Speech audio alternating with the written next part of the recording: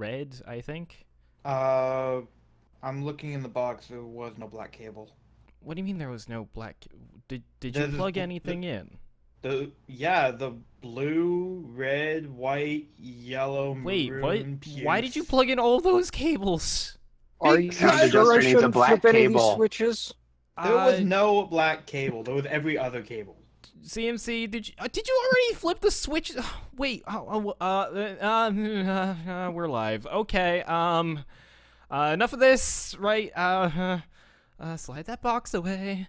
I think it'd be easier to just turn the switch or flip the switch down when we're not live instead of just unplugging everything. Well, CMC, if I can you didn't slide me that box? if I didn't unplug everything, then we'd have an enormous power bill, and trust me, magic is expensive when you're not good at magicking. CMC, What? give me the box. Don't give him the box, what- CMC, please. Whatever you do, don't give him the box. He's going to I chuck need in the the river box. again. No, No, no, I'm no, not. no, no.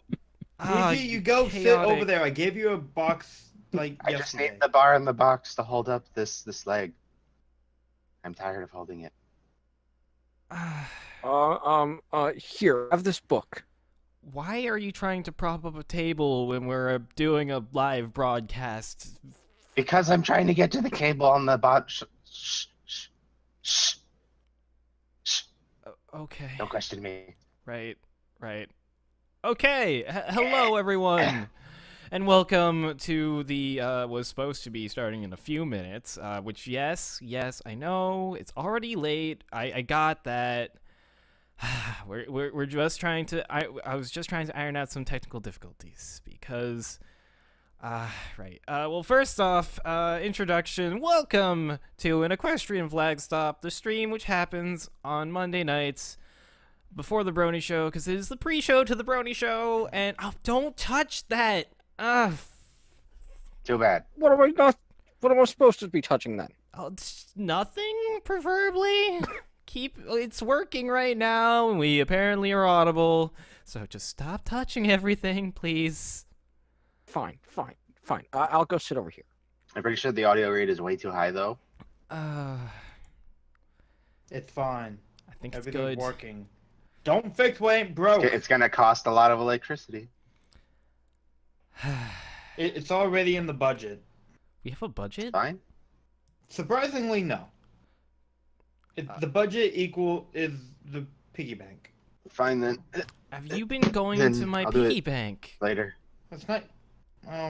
That's your piggy bank? Yes.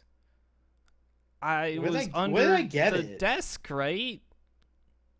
Which I know the desk is just a drawer, right, or a door right now, but regardless. Why used do to you put money in keep there your sometimes. finances in a destroyed car? Anyways, so, welcome to an Equestrian Flag Stop. I'm your Coal Dust host, person guy, I guess. Hi. And with me tonight, there are these lunatics who can't stop touching everything. Oh my gosh. I'm just. I'm sitting- helping. We've got Creature. Yeah, you do. We've got Cece. I'm helping. We've got CMC. Are you chewing on that? Okay, I'm not gonna defend him. Okay. Alright. You're a unicorn. You don't need to bite things. Anyways, so, as you've probably noticed, we are currently struggling with a bunch of technical difficulties and reassembling things once again, which is probably not shocking at this point, given how the show's gone and the past few weeks. So, update to all those who are just tuning in now and are not familiar with anything that's happened of recent.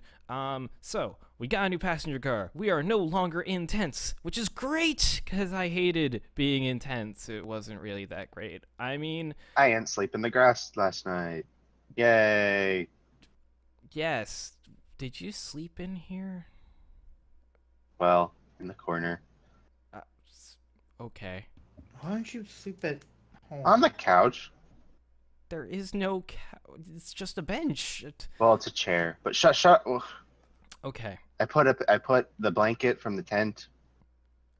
It was cold last night, okay? That thing was still, like, soaked in turpentine, which explains the smell in here this morning. Oh, I had to air well. out the place again. On the bright side, the vague smell of piss is almost gone. Anyways, so, we are back, and hopefully broadcasting to you lovely viewers loud and clear. I hope. You see, since the last time we broadcasted, we moved the new car, which I just mentioned that we got, off of the rusted out siding and into its proper position under the radio tower. However, we did not think to measure the car before we slid it in place. As it would turn out, the passenger car, although it is the same color and pretty much same model, is like 3 inches taller than the other one we had due to the luggage racking on the roof that was standard on these cars in the later years. So theoretically, we can just remove the luggage thing. It's okay, because we've already knocked down the tower and reassembled it, so hopefully that racking won't be a problem. I mean, we built around it, so yay, I guess. I think it looks great. There's still one of the support beams sitting on the wall, though. Oh yeah, I didn't mention that it was just enough to cause our ever so reliable tower that seemed to stay up in all conditions to fall down. I told you I didn't trust that thing. It was just hovering on nothing. It just physics. Setting it on fire wasn't gonna fix it, though. I told you. Thankfully. Fire fixes everything. Thankfully. No, not the radio tower. Oh my gosh, guys. Thankfully, it was a pretty straightforward assembly, and the whole thing fit together like a Hofrector set. Kind of. Sort of, not really at all. There was a bit more bending and straightening involved, and I may have fallen off the roof again. It's okay, though. I just landed on my face this time. Good. Oh, we got it working. Anyways, the tower is up. It's once again propped against the car, and we now have a sweet luggage rack that we should have noticed before we moved the car. Anyways, I guess we'll move now on to the part that all of you have presumably, like, come here for on time. The freaky knowledge questions. That's right. It is time for the freaky knowledge questions. So, chat, I hope you have your chatting ligaments ready.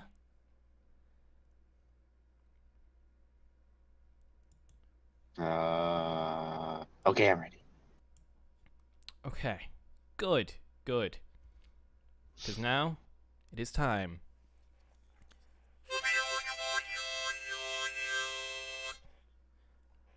For question number 1.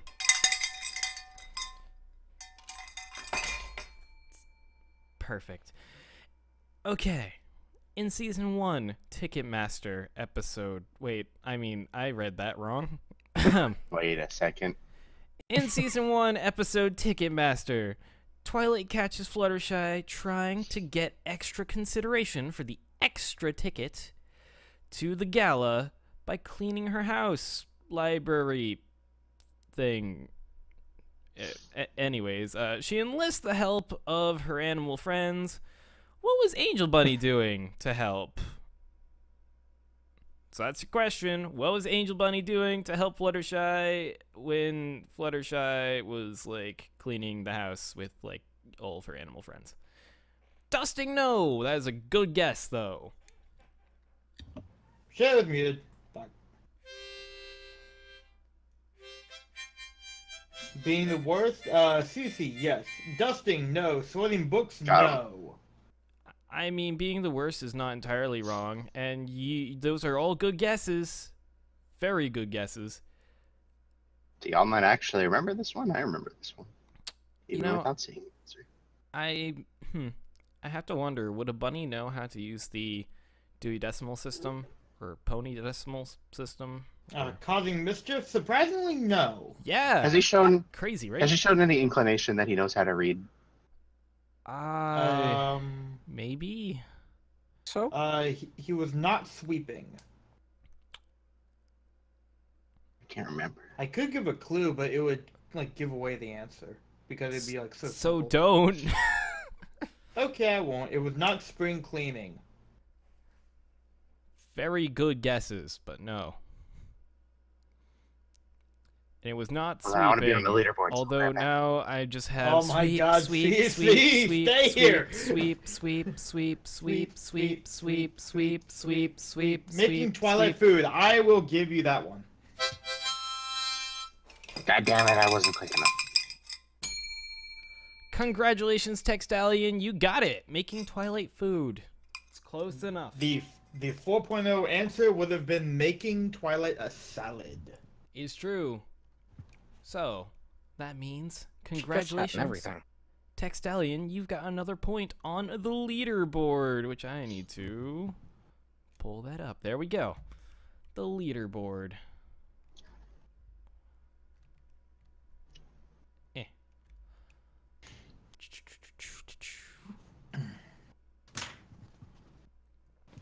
Textalion, you now have 9 points. You are moving up there, sir. Sir. Which brings us directly to question number 2.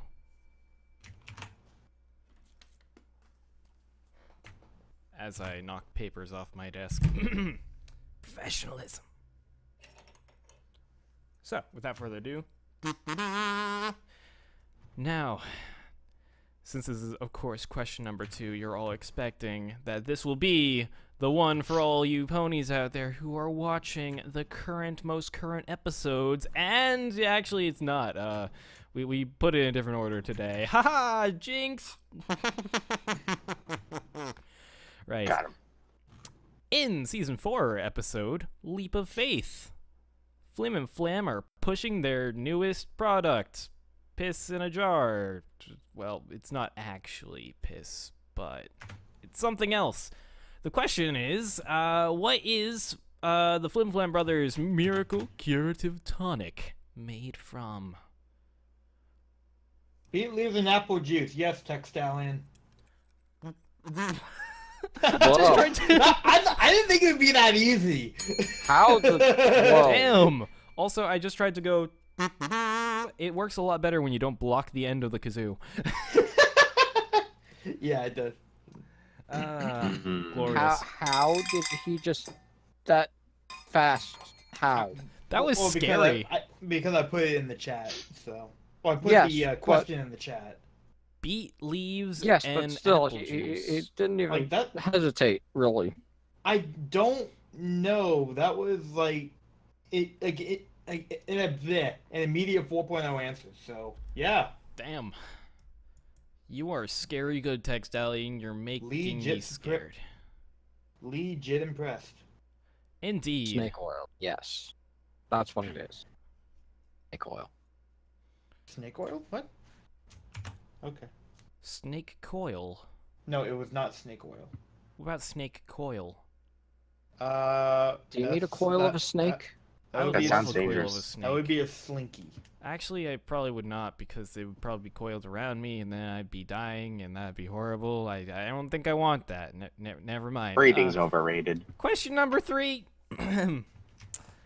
Okay, here we go. Oh, shit. Question number 3 for all you lovely viewers out there listening.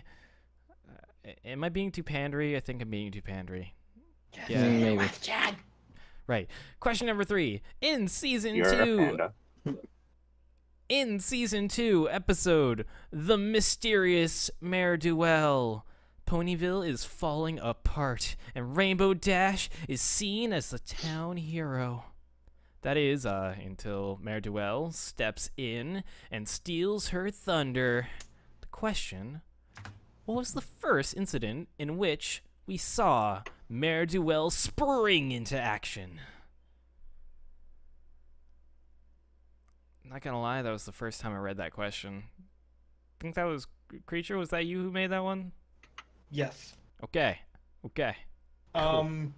It was not a rolling baby carriage, and it was not the construction site breakage. Good guesses, though. Good guesses. Those were things Saving that happened. Angel Bunny. Ooh. Saving Cherry Berry or whatever his name is from Twilight's balloon burst. Close enough. Sonic 542, you got it. So. Angel. See, damn it. Sonic 542, you now have 16 points. Damn. You're doing good. Congratulations. But yes, it was rescuing a pony from a hot air balloon, and you gave the like top of the line answer by including the fact it was Cherry Berry. I didn't. This quiz is not rigged. How could we even rig this? We don't know any of you people. Actually, we know some of you, but they're not winning, so yeah. Now I'm just curious to know how exactly we would send your theories below. I don't entirely know how we would rig this, but I'm curious to know. I love the fact that people are considering that this is rigged. The leaderboard, which I remind everyone, the points don't mean anything. What is the point of the leaderboard? It's just nothing. They mean something if you believe. Fun. Actually, I will say that it is rigged against Xiphophanes, because he has -2 points, thus breaking the system. So This is true. Unless you're Xiphophanes, then no, it is Then not you're rigged. winning. Am I Xiphophanes? Or it says not rigged as we can possibly make it. Well, still being a jerk to Xi. Exactly. Got him. Anyways, moving on.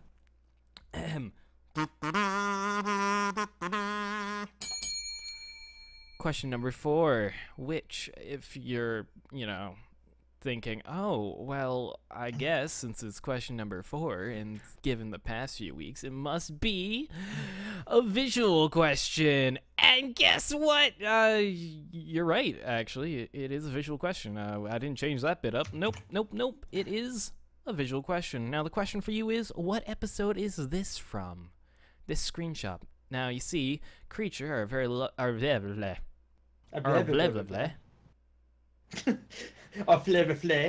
Our very lovely Creature has gone into a random episode from My Little Pony and has pulled this screenshot by basically zooming in on the background, and now it's your job to try to figure out which episode it's from. And no, it is not either of those episodes that have been put in, but good guesses all the same. That's a cute Applejack AJ has an adorable face here. We have Yes, a lot I of know. guesses for It Ghostbusters, but it is not. It's not Ghostbusters, Over a Barrel, or Friendship is Magic. I see snails there, but I can't figure it out. Good guesses. Good guesses. Boop rarity. Yeah. If you know your adorable Applejack faces, you might know this.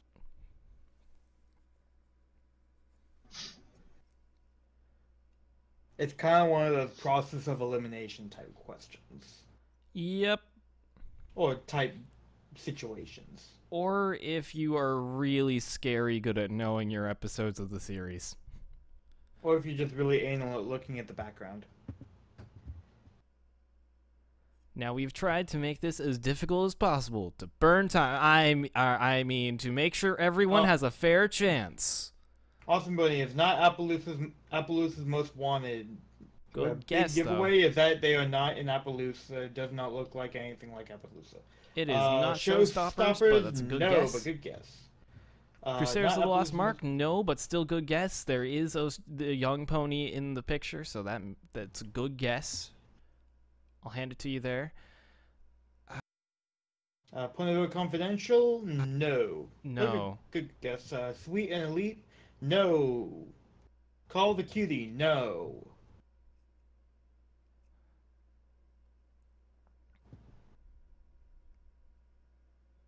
Magic Duel? Yes. From Ho-ho. Sonic 5421.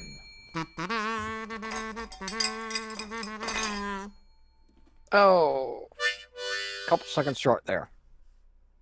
Magic Duel is correct. Sonic 542, you got the answer first, so congratulations! You get another point. Also, congrats to Cole the Pony, who was just a few seconds short. But We'll give him a half point for lag compensation. yeah, you know what? I like that. Yeah, Cole the Pony, you get 1/2 point. So Are you Sonic going to show them the 542, full you thing so they can... have 17 see. points. Cole the Pony, you get 0.5. There we go. So now Sounds you're at conniving to 4.5. me. So, doing pretty Thinking. good so far. Are we going to show them the full picture? Yes, indeed. This is the full image. Yeah, I make it a really bad habit to pick screenshots where if you zoom out, it gives away the answer. Yes. Yes, you do. Well, you could have zoomed out just a little bit more, showing both Snips and Snails in the background, part of Pinky's tail. That is true, but there's only like one episode where we see Snips and Snails not together. You could have also been a giant dick and just zoomed in on Spike over there. Oh yeah, I could in that very generic pose. Yes. Very generic Spike in typical Ponyville. Same with Rainbow Dash. Yes. Rainbow Dash would be even worse because she's just in the sky. Yeah. She's always in the sky. So that narrows it down Just to like zoom in at the bridge. Just the bridge. No, the house behind the bridge. Yes. The really tall one. So if I were to zoom in on Rainbow Dash, it would have literally narrowed it down to almost every episode in the show. Yes. Just about. You may be able to narrow it down a little bit by the sky because the sky does change as the season progresses, but even so, Yeah, I guess. Yeah. it's still really difficult. So, congrats to those who made that question or got the answer to that question. Right, now it's time for question number 5. So, question number 5 is, in the season 7 episode, hey, yeah, remember the season 7 question? Yeah, here it is. Now. Only at the very end, where it usually isn't. Format. Yes. It's totally my fault this time around. Anyways, in season 7 episode Rarity's Midlife Crisis, I mean Forever Philly, that one, Forever Philly, the CMC surf impossibly down a mountainside with a giant block of stone. What was the name of the peon they delivered it to? I mean pony they delivered it to? So the question is, what was the name of the pony who they delivered the giant block? Oh! That was quick. Tender Taps. Tender Taps? No, that's Apple Bloom's waifu. Wait, So what? Toa Okay. Koi, Wife. Toa, Look. you got it. Wait. Did you say Tender Taps is a waifu? Waifu is? No, I'm saying. I shouted you out in the chat. It didn't make you feel happy. His Okay. name is Chip. Chip Skylark.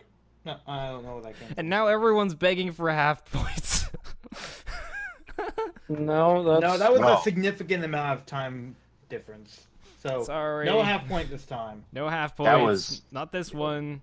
That Maybe was next 2 time. questions in a row asked for half point. I call greed. Subtract half a point. Anyways, Toa, congrats. You now have hey, Yes, the- 20.5 points. But you're The- not showing the Yes, the leaderboard. full name was Chip Cutter, but do we want to go with full name or just the set? The You know what? I'll give a point to whoever remembered the last name too. that would be Sonic. Okay, Sonic542. Where'd you go? Oh, right there. Yeah. You're still not showing the leaderboard.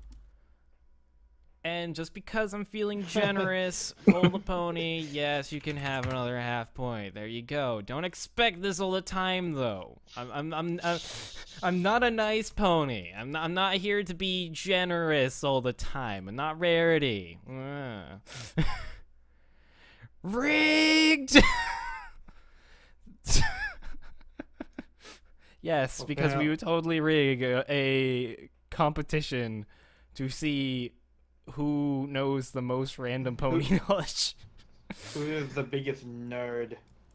I had to hit the visual question. No, thing we again. no. We love all of our viewers, and we do try and make it as fair as possible. But there's only so much we can do.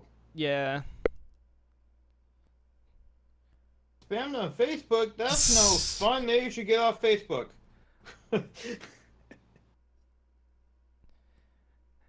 I am the opposite of Rarity, apparently. Fair enough. Fair enough. I am not generous nor glamorous. It is true. You're not Glim Glam? I am not. No, he's more like AC Turnip Truck. Actually, yeah, if you count my smile. That's why I said it. Hey, how are we getting this show out today? Huh? What? Huh? Wait, what? Who's paying for it today? Oh, right, sponsors. Hang on. I need to get my kazoo because I dropped it under the desk. People pay for this? Yes, we had to get a sponsor to... Do you know how much it took to fix this dang thing? Yeah, it was pretty It's expensive. costly. Especially to clean the floor and stuff, make it not smell like piss, which I'm still not trusting it enough, so I'm probably not going to put this kazoo back in my mouth for a little while. I'm not complaining about that. I'm complaining about trying to get that tower back up. Oh, that too, yeah. I mean, we pretty much did that ourselves, and we only had to pay, for the extra bolts and a few bits of extra metal and stuff. I still don't like how it's... Shut up. It's fine. Just ignore it. Anyways, yes, it is time for the word for I our will sponsor stare for this at it. week. So without further ado, here it comes. Ahem. This week, word from our sponsor is: do you have problems with falling downstairs? That kind of sucks. Do you need help talking to ponies? Too bad. We can't help you there. Do you have a problem with leaky roofs? Seriously, do you? What's your problem, man? What do you have against a roof doing what it wants? Rude. Let it be who it wants to be. I don't see a roof controlling you, do I? Actually, we don't see you at all. That's not how this medium works. Do you understand radio? That's a pity. You are sad. You are a sad, sad pony. I feel bad for you. We all do. But we can't do anything about that. Really, we can't help you with anything, any of that. Do you want to go on a trip? Yeah, us too. But we can't yet, for there's much to do, none of which can help you, and none of which is to help your situation. Because really, there are much, much more important things going on. And we have much better things to do than just help some random pony who has something against letting a roof leak like it wants to. Seriously, what is wrong with you? You self-centered, entitled twat. I don't really know who sent this word from our sponsor in, but they paid for it, and now I feel bad about myself. I Wait, like that- this That was guy. the message they sent. Is that actually what it says? Yeah, Yes, it was. Hang on, look. I like this guy. Can Here's the paper. we don't know who it is, really? Huh. Yeah, no, it doesn't even have a return address, which I wonder how it made it through the post, but I found it in our mailbox and it's got a stamp on it, and Did they provide bits with it? yeah, I mean It was in the envelope. it came with the typical payment method being, just like a lump of bits in an envelope, and surprisingly it made it this far. Actually, usually the business comes and contacts us first, and then, but I don't think anyone's ever sent us a letter, so. Well, too late now. And if the bits are good, then it's no big deal. Hang on, let me test to make sure that this bit is good, and, yeah, it didn't bend, it seems legit. Cool. Huh. Huh. Alright. Sweet. Very weird word from our sponsor this week. I like this guy. I hope he sends more. Maybe they're a roof builder? Uh, Or, no. No, because they like Mm. leaky roofs, or they have a problem with people against leaky roofs. Maybe they're a weather pony? Maybe? I guess. I mean, weirder things have happened? I don't know. And also, they don't seem to care very much about your other pony situations. Anyways. Maybe it's a guy who likes watching other people's misfortunes. Who knows? Anyway, thank you, mysterious stoner. The bits. So, I You're guess gonna have to without... buy a new black cable with them. Why Okay. do we need to buy a new one? I could have sworn we had one. We totally had one. Well, we can't find it. Does someone need to go check the river? Do you want to look for it after? Is it in the river? I don't think so. But I was looking for it all day and I couldn't find it. It was here less than... Okay. Enough of that. Enough of that. It's time for our next topic. What's new? I'm still Shooby-doo? suspicious of the pink one. I think we need to do a little finagling with the Shooby-Doo thing so we can all poke at it. That's true. One sec. Do. Stop sharing. Share screens. Second monitor.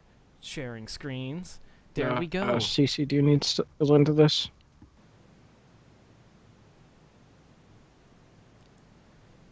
And thank you, Aaron. I'm glad you like my desktop backgrounds. I accidentally had that up during the entirety. I think most of the were from our sponsor. Actually, it might not. No, it was just right after. Okay. Anyways, and I keep hitting the wrong thing. Yeah, no. Shh. Professionalism tonight, guys. Professionalism. So it's what we're striving for. Yep. Anyways, Totally. so what's new Shooby-Doo? So, of course, this was the episode Fluttershy Leans In. That was the most recent episode. Well, it wasn't the most recent episode. We're like a couple episodes behind, and then there's the whole maple syrup leaks escapade. So, as recent as we can do is Fluttershy Leaks In, or leaks it. Yes. Leans. Yes. So first off, we start off with the record player, so basically the epic music at the very beginning for the whole Bunny does crazy shit nonsense. And we see in the scene there that we hear the needle scratch, but then the next shot of it, the needle's on the record again. It's true. The record doesn't appear to stop, and the needle's still on it. So who knows? It's kind of It's weird. And the music, the soundtrack to the episode, changes back to the normal soundtrack, going with the flow of things. CMC. What? Your voice might be going through the wrong cable. Oh. Hint.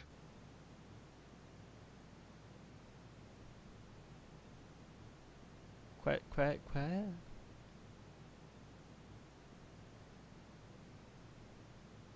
Hint. Did I fix it? Maybe? Yes, you fixed it. Okay. Oh, okay. Rabbits. Moving on. Rabbit parkour. This is not really what we wanted to go into largely in the episode, but we felt it was worth bringing up because there was a blur effect added. So there you go. It's boring, but what it leads to is amazing. That's right. The best, potentially the best part of the episode. Wait, Angel. go back to that jump. Yes.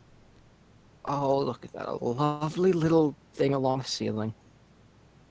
Yes. Animal paths. It's like for the mice. And squirrels. I But would yes. imagine that would make that Small beam rodents. slightly structurally less sound.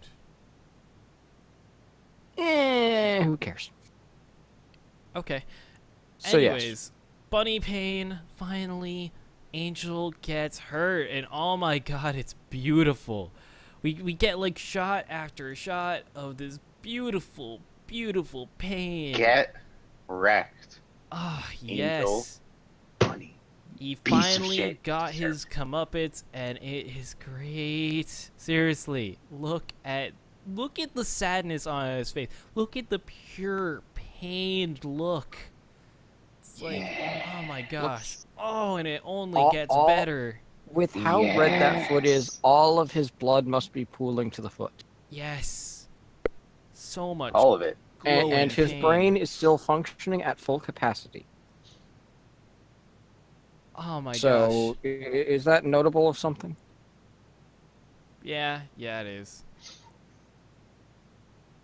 But finally, after all of those years of being a total dick nugget, finally gets his comeuppance in the form of a giant, swollen, well, it's not giant, but glowing, swollen rabbit foot paw. And just to remind you all, the reason why we are enjoying his pain so much is because he's a total fucking dick. Look at this guy. Like, Nursey McNursington just, like, helped with his freaking foot and all of the pain, and he just is a complete dick to him. Her. Not him, her. I'm with it. Yes. So, yeah. This shit here, fucking deserved. Anyways, segue time. Right. So that whole thing brought us to the next thing that we want to talk about, which is this place. That's right, the veterinarian shop place, which we finally get an exterior view from. If you remember back in, like, way back, I think season 2, Twilight brings Spike to the vet because first she brings him to a pony doctor who was like a pediatrician, and he's like, I don't know like shit about like fucking Not dragons, man. Like I'm a pet. I mean I like kids. I mean I'm a pediatrician. Yeah. So anyways, that creepiness aside, like, then Twilight brings him to this vet who's like, shit, I don't know fuck about dragons, man. I've never seen one. That's cool. He likes doggy biscuits, though. Anyways, so... And then he gets taken to Sakura and all whatnot happens. So finally we got an exterior shot of how that place looks, which is really nice, actually. It's got a nice porch and stuff. It's in a nice end of town. There's, like, some pet food and water. Which And- shouldn't be there if it's overrun already. Yeah. There's also some, like, dog toys out front, which I'm just now noticing. But yeah, it looks really nice. It's got a little sign and everything. It's great. And a nice blue house back there. That's true. Very nice little house. I like the I like the edging. color. It's very nice. Very cute. I wonder who lives in it. And so yeah, the interior. It actually got pretty revamped compared to when we last saw it, which, hang on, let me skip ahead a few frames. Because, yeah, pretty much mostly what it had way back when was, I don't know, just this one angle where you saw, like, the dog poster on the wall. Dog, the pet scale, the counter, Yes. medicine cabinet. Yes. Also, her voice, the vet's voice kind of changes a little bit. However, the writer actually clearly went back and looked at the episode whenever we first saw this vet, which it's neat that they used the same vet character, despite the fact she basically only said like a few sentences back in season 2. And, yeah, pulled her right back out of the ashes. It's pretty neat, I would say. I don't know, it's just me. But yeah, we've got the other half of the room now. There's like this window here with a table with rolly wheels by the looks of it. There's like another cabinet with medicine inside. Look, animal drugs. And then there's also this poster with like fish and stuff. It's like the evolution of a fish as it like evolves into a big fish, from tiny eggs to tiny whale to weird fish to weirder fish. Yeah. Is that third fish a bird? Could be. And there's a snake who's happily chilling on a lamp.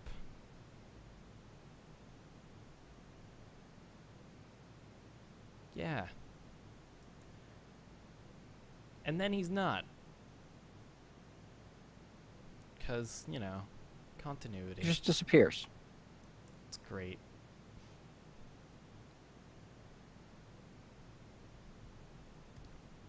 Love the hairpiece. It's the fashion that's sweeping the nation. It's all about the flamingo, though. Yes. Yes, If it you is. don't have the flamingo, if you have a peacock, then it's just wrong. It's true. It's true. You catch the word on fashion? Bird is the word. Okay, yeah, I got it. I should be shot for that joke. Moving on. Also, it's got this sweet door looker thing, so that way you can eyeball ponies before they walk in. It's great. Especially when you look up their nose. Yeah.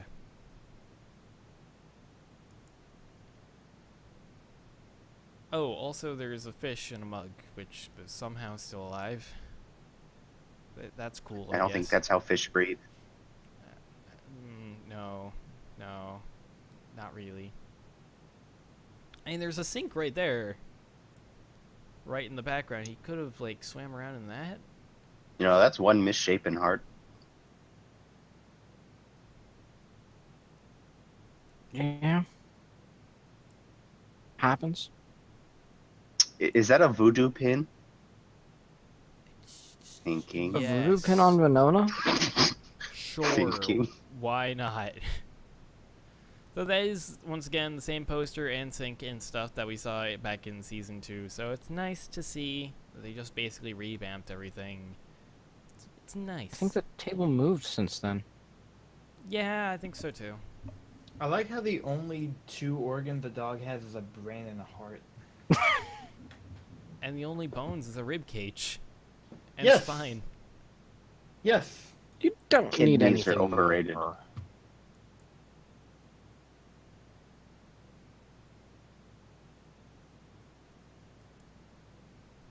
And yeah, I already brought up the Season 2 thing. Oh, also, we get to peek inside something very personal. Fluttershy's medicine cabinet. Look, you can see her bottles and thing of chalk. Cotton balls and a tiny mouse wheelchair. And tweezers. Tiny. And a pair of tweezers. Yes. And gauze. Oh my gauze. Oh my god. Oh my gauze. Look at that wheelchair. I have no Yes. regrets. Oh, also, we get this little gem. Tail. Something seems a little bit misplaced here. Like, Oh my. yeah. Oh. Okay. In case you guys missed that, we just wanted to make sure that you didn't. Yeah. Cole, I was happier in the knowledge that I didn't know that. Thanks. You're welcome. And Angel's parental instincts kick in as he takes in a whole bunch of little animals into his pet bed. See, getting hurt was what he needed in order to become a responsible adult. Still Or at least that's how I'm interpreting the scene. That I'm interpreting the scene as that's a lot of unjust sadness for a sprained foot. Oh, also, Fluttershy made a mess and told ponies that this was a plan. Seriously. Yeah, I know I just jumped, but yeah, the next thing we're talking about is this mess. Seriously, it's a mess. Look at it. It's horrifying. There's no cohesive thought on here, I don't think. Oh wait! Maybe on Look, the post-it we notes? got a bit of a drape off the stick there. I didn't see that before. Yes, we've got a draping, whatever that fabric is. Blue drape. There're just some random ribbons on there for some reason. There's some flowers, some plants, and obviously a lot of this green stuff would have had to like have been picked the same day, especially the flowers and stuff, because that stuff does not stay very well or very long. She for some reason just has this plank nailed to it.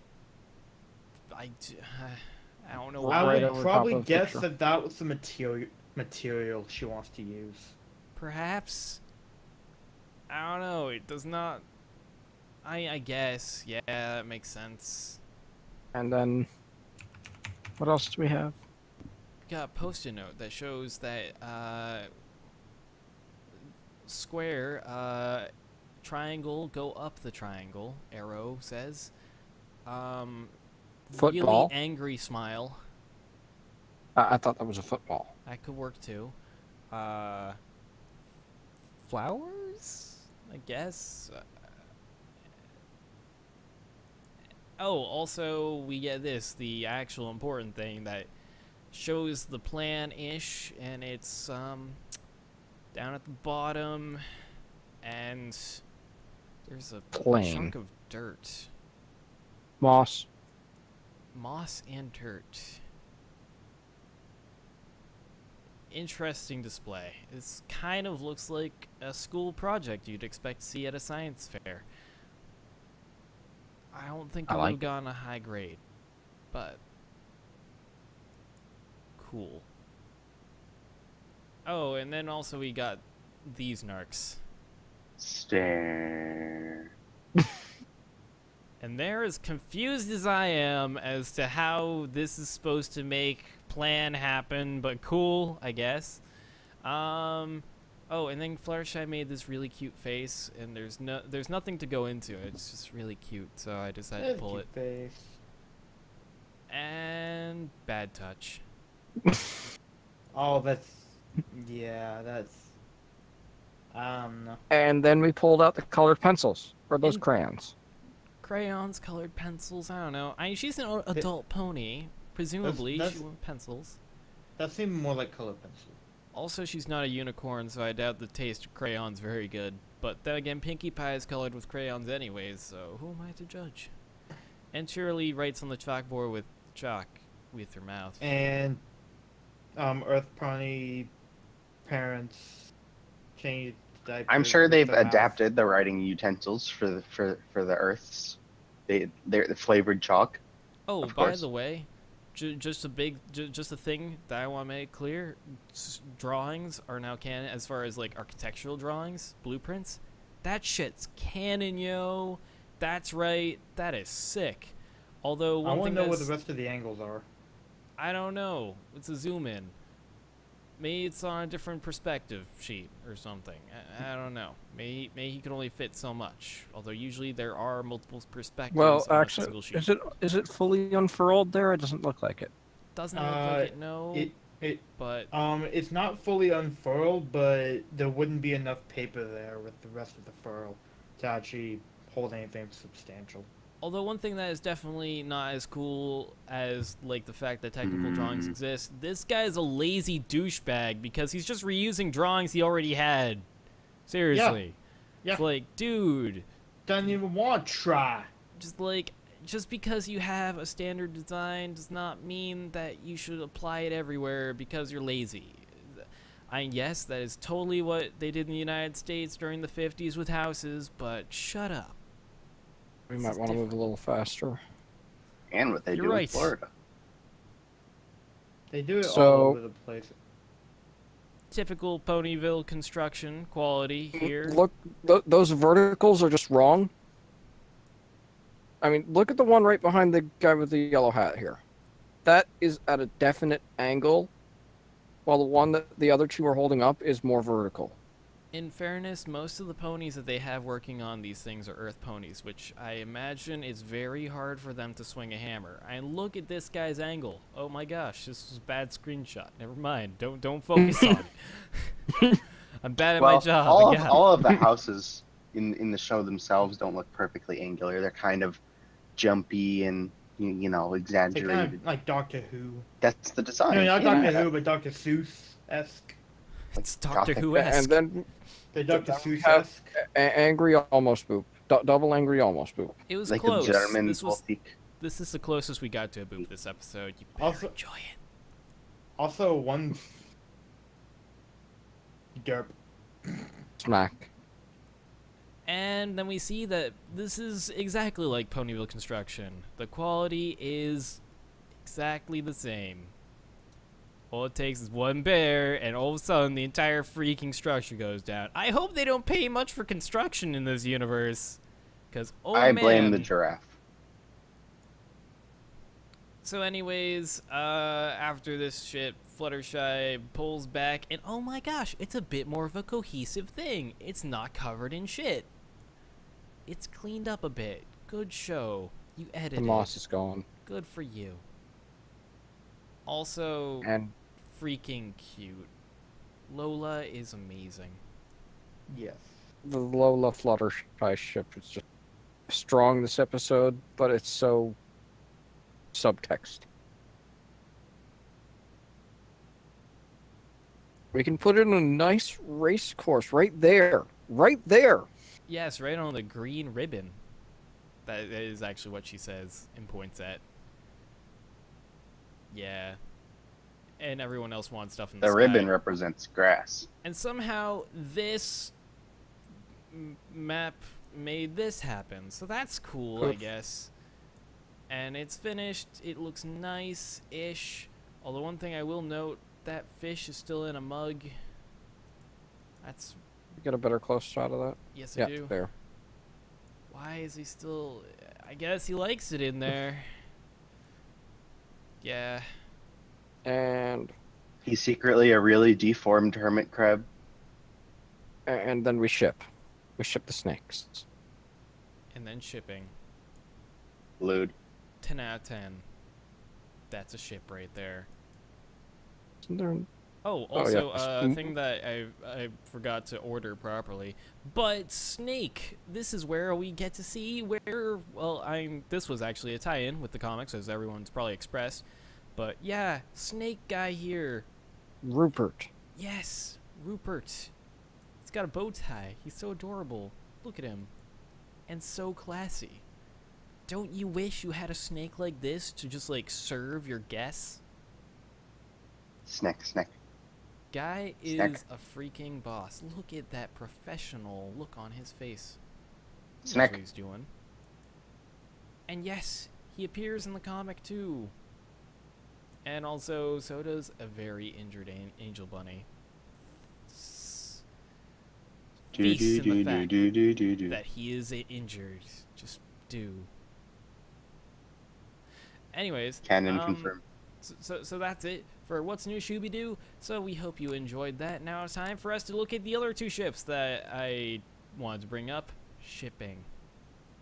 Sandwich shipping. Ship. Yes.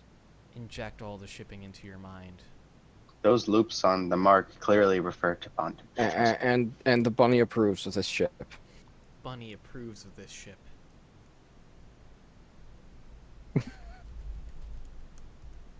Right. And that's it. That's all we're doing for looking into this episode. And now would be a good time to do our final shoutouts. First off, let me move this over here and say, next up is the Brony Show. So stick around for that, because that is pretty much the place to go to find out about recaps for the newest of Pony News, the News Pony episode, and a bunch of new videos and stuff. Go check that place out. It's right after this. It'll be fun. They'll be talking about ponies and stuff. So, yeah, go check that out. And by go, I mean stay here and just wait for that to come on. Also, later in the week will be Winchester Wednesdays on Wednesday night. So He go is check actually that coming out. back this week. Cool. And also make sure to, like, you know, check out Creature Stream, which happens also on this network, but on Saturday. It's a little bit far away, but remember, that is a thing that's going on. Go check it out. Creature will be streaming some game, and I don't know which, but it should be fun, so make sure you check it out.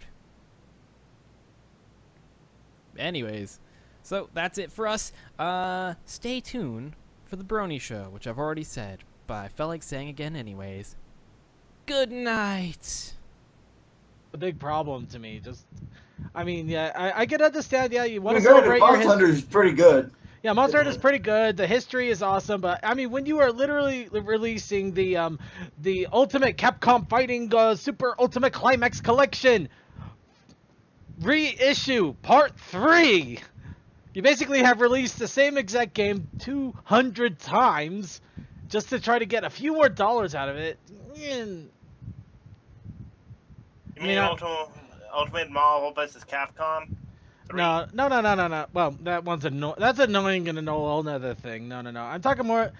I mean, I literally have a Capcom Anthology collection on my PS2. It has 40 arcade games that they made back in the 80s and early 90s. Now, I love Capcom to death. I really do. But and you are willing to buy Ultimate Marvel vs. Capcom. But I mean, that's the problem. Actually, no, I'm not. You're not? No, I have seen what they did with Marvel vs. Capcom 3. I'm waiting. I am biding my time. Smart move. It's what I do. Okay, so everybody, it looks like you guys can see us. The stream is going, and I've consumed about 1 beer so far. So I'm halfway ready for the show here. So let's go ahead and get started with our little intro video. Shout out to Samurai Jack. Long ago. Wait, I just realized I'm not recording yet. Sorry. Let's try that again. You guys reminded me, I still haven't watched it. Yeah, I was about to say. In a distant land, I, Discord, the shape-shifting master of chaos, unleashed an unspeakable evil. But a foolish apple farmer wielding an element of harmony stepped forth to oppose me. Before the final blow was struck, I tore open a portal in time and flung her into the future, where my chaos is law. Now the fool seeks to return to the past and undo the future that is discord. Gotta get back to the past, Applejack. Gotta get back to the past, Applejack. Gotta get back to the past, Applejack. Gotta get back to the past, Applejack. Gotta get back to the past,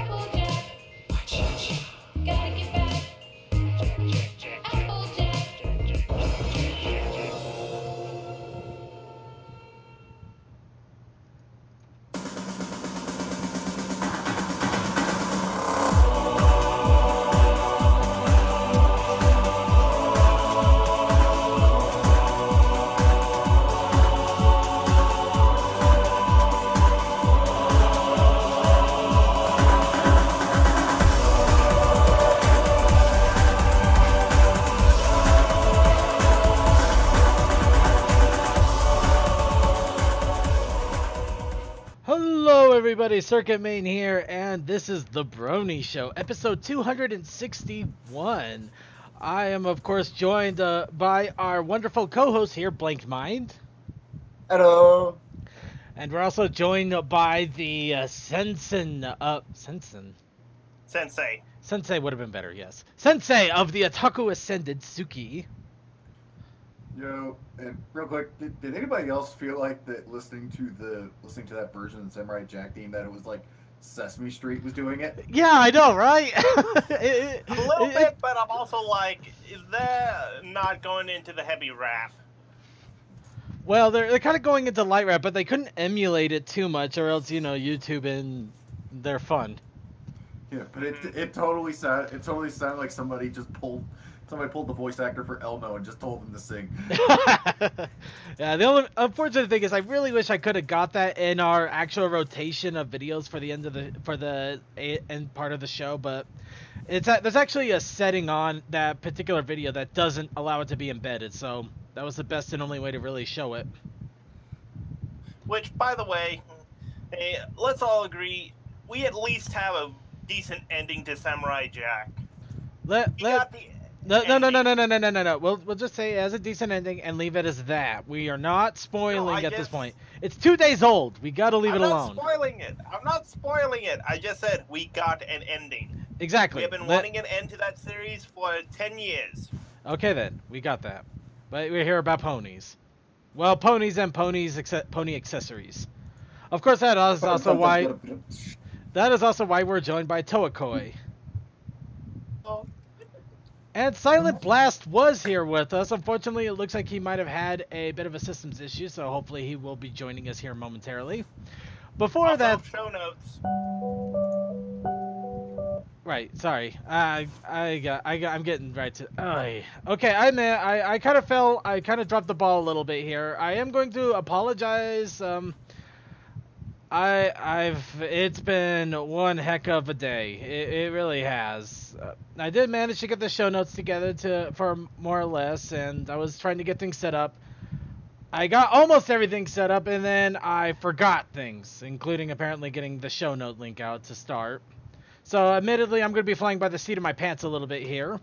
So, again, I do apologize. However, luckily, part of this isn't exactly up to me, but is going to be up to somebody else that I am excited to announce. Namely, the return, well, not exactly return, but the special appearance of our former co-host, D-Pad. Now, before anybody asks, no, he is not returning permanently. This is literally a one-off thing. He requested to do an interview with us again. Which is kind of funny because that's how he introduced and became part of the Brony Show to begin with. He actually did an interview with us and ended up slowly becoming a part of the show. And after the 24-hour stream. Yeah. Way back when. Way back when. Way back when. But, of course, the funny thing about all of that is now we are nearing our 6-year anniversary. In fact, it's coming up here in the next few days. Our 6th-year anniversary. So, luckily, by some crazy coincidence, Slick is going to be jumping in to interview us once again. And along with that, we are actually making plans for another 24-hour summer stream next month. That will also be to celebrate our 6th-year anniversary. So I'm saying now, having survived at least 2 of these things, sleep at least 2 hours before you do this. I was gonna say that if you said it was gonna be sometime this week, that was actually gonna be kind of awesome for me because I would actually be able to join. Honestly, I wish I could say it'd be sometime this week, but we barely just started laying the groundwork. I've been so caught up in so many other things that I finally just said, okay, we're gonna be doing this middle to late June. Let's start scheduling things. Yeah. It's just that I'm actually going to be on vacation the later half of this week into next week. Oh, wow. So, yeah. I guess that's timing that could have happened but didn't. That's a shame. Well, Well, in any case, there is a couple of other things we need to announce here and there, but let's go ahead and warm up our vocal cords a little bit and talk about our daily lives with What's Up Bronies. So, what's up, Bronies? Aforementioned Job interviews. Vacation and job interviews, apparently. Yeah, I applied at my local Walmart. Haven't heard anything from them yet. And even though they need help with stock and probably the pickup service, that basically like, oh, I'll shop for you and we'll have it all set up for you whenever you come by. Did anybody else suddenly imagine Toa saying "Wocal Lawmart"? Welcome to your Wocal Lawmart. Welcome to your local Walmart. Oh, right. Welcome all your wassels in a... Anything you will ever want. All your It sounds groceries like I was shopping going will be Elmer done by Fudd us. there for a I want Elmer Fudd. Washington Wabbit. Yeah, I do got to. I am gonna apologize a little bit here, but not exactly at the same time because this was calculated and well planned, kind of. I'm drinking beer and a lot of it. Why are you drinking beer? You have to work tomorrow. Well, yeah, but I gotta have an interview with D-Pad tonight. Oh, God. And I just put the show notes out for people that want to follow along, simply because I already did it. you don't have to ask. There you go. Fair enough. Okay, well, let's quickly throw in a little bit here. Anybody else have any other What's Up Brony that they want to throw in out there? Let's see. Just reconfirming here, and yes, tomorrow night Ninja Sex Party Tabernacle. Ooh, nice. The Tabernacle Choir? Oh God, no! Could you imagine that? I would love that, but that's never happening. No, the Tabernacle is one of the older, more famous concert venues in Atlanta here. Nice. Alright, well, I got a quick announcement here that's also kind of show related. I'm right now holding in my hand a Western Digital 4 terabyte external hard drive. And with this, I shall finally get the Brony Show archives organized. The funny thing is, I already have another Seagate 4 terabyte external drive that is literally right next to my computer that has all of our archives. Why is it not organized? Even the ones that you lost? Not those. Those will never come again. Those are 6 years. There's no way we'll ever see them.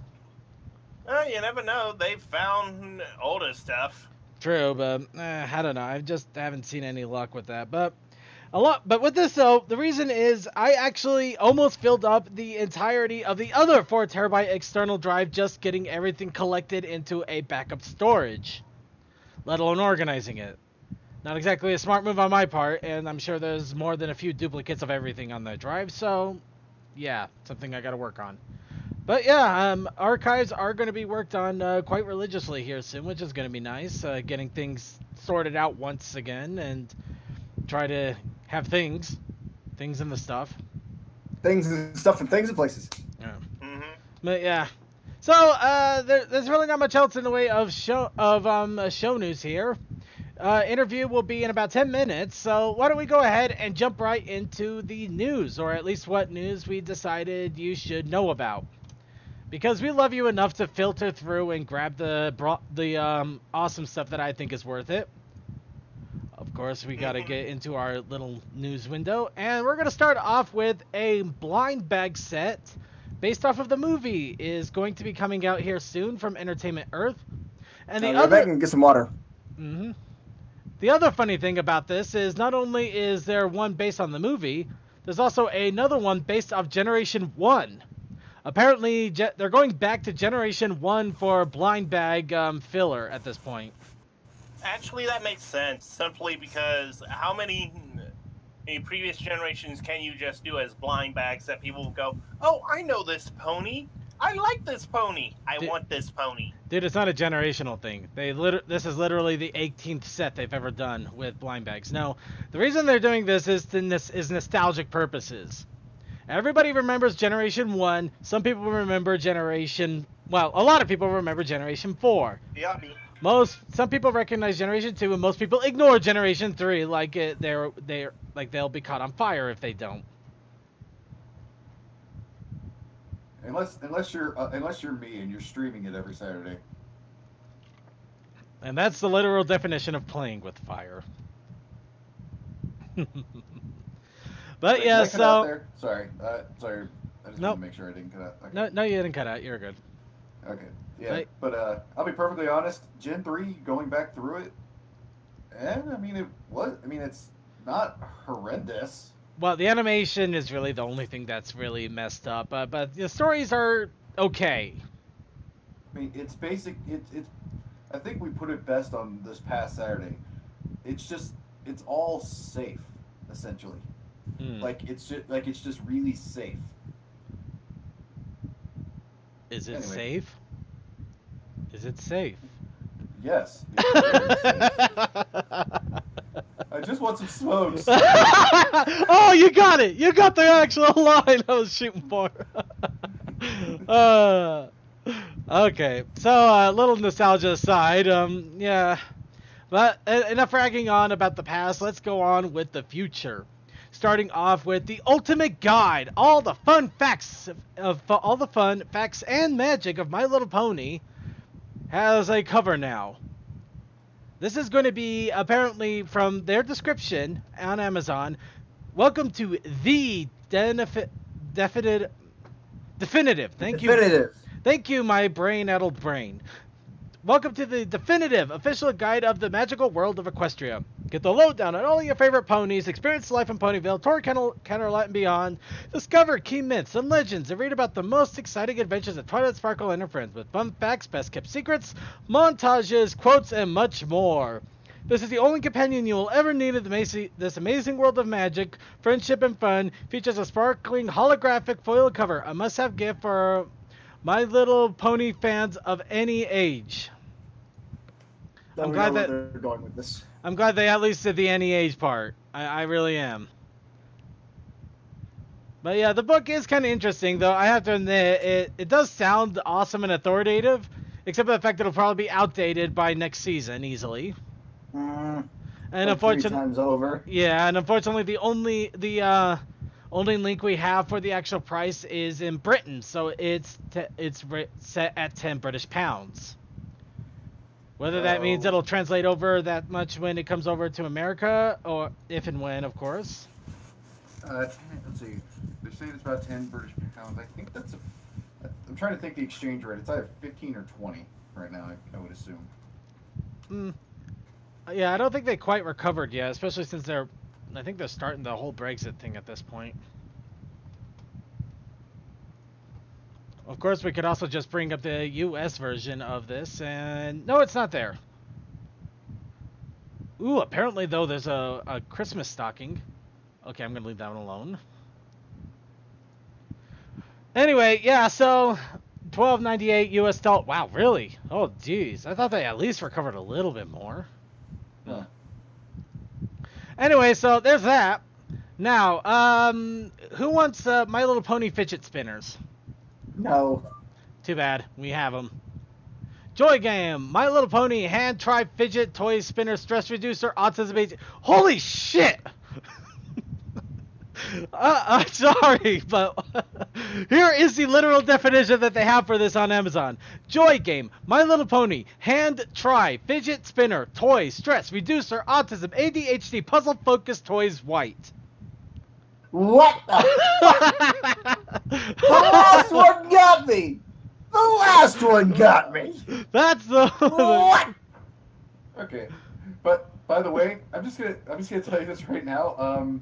For some reason, I wasn't seeing anything on the stream. Apparently at some point the YouTube just jumped back about 15 minutes and then stopped working. So I was just seeing the same screen. I was thinking, man, why isn't he putting any of this up? That is why Ustream is awesome. But yeah, fidget spinners. They are literally everywhere. I have found 3 different small stores that are selling them now. Of course, they're selling them for an inflated price, except for one of them who's not a dick. But yeah, you got white and you got pink. Okay, this one is actually at least a better name. Girls Pink, My Little Pony inspired fidget spinner with assorted character decals plus bonus drawstring carrying case. Of course, these are all customized spinners that the people are throwing on Amazon in order to try to sell for a quick buck. Of course, now we have to make the obvious joke. They also have yellow. Yellow? What about Maybe blue? No. No blue, No. just yellow. She want blue. We only have yellow. No smash. Becky love a smash. Now she's smashing Ben. Ben is a hoe. That's all I need to take home from this, folks. Ben is a hoe. Okay. But yeah, we got different My Little Pony spinners. Of course, they're not anything spectacular. It's just the same vector that you see on everything and just paste it onto a bunch of fit ends. Go figure. So, along with that, a little bit on the movie side, official My Little Pony vectors have popped up, and these are high quality, grab them as you want vectors. So basically, we're going to see these tattooed on everyone and everything, including half of what comes out in the Brony community here for the next little while. Yep. Yep. So, at least on a good note, we will not have to see the same Twilight Sparkle standing there as we normally have seen. Yeah, they're much more dynamic. Yes, which will only get boring after the third time we've seen it. Mm-hmm. Now, who here wants to play My Little Pony Puzzle Party? You mean that rip-off game?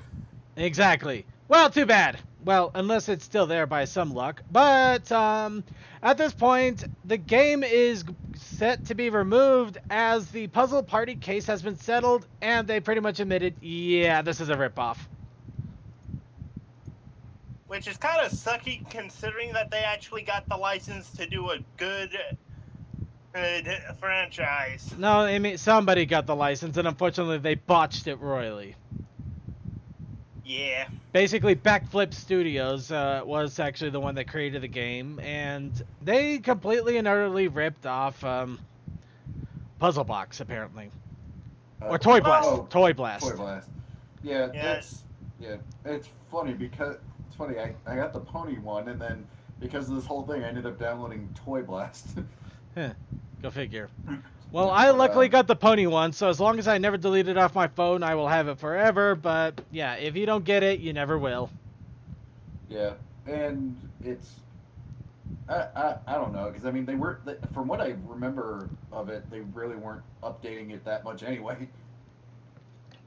Yeah, I'm not really surprised. I'm pretty sure it pretty much falls into the line of quick cash grab. Mm-hmm.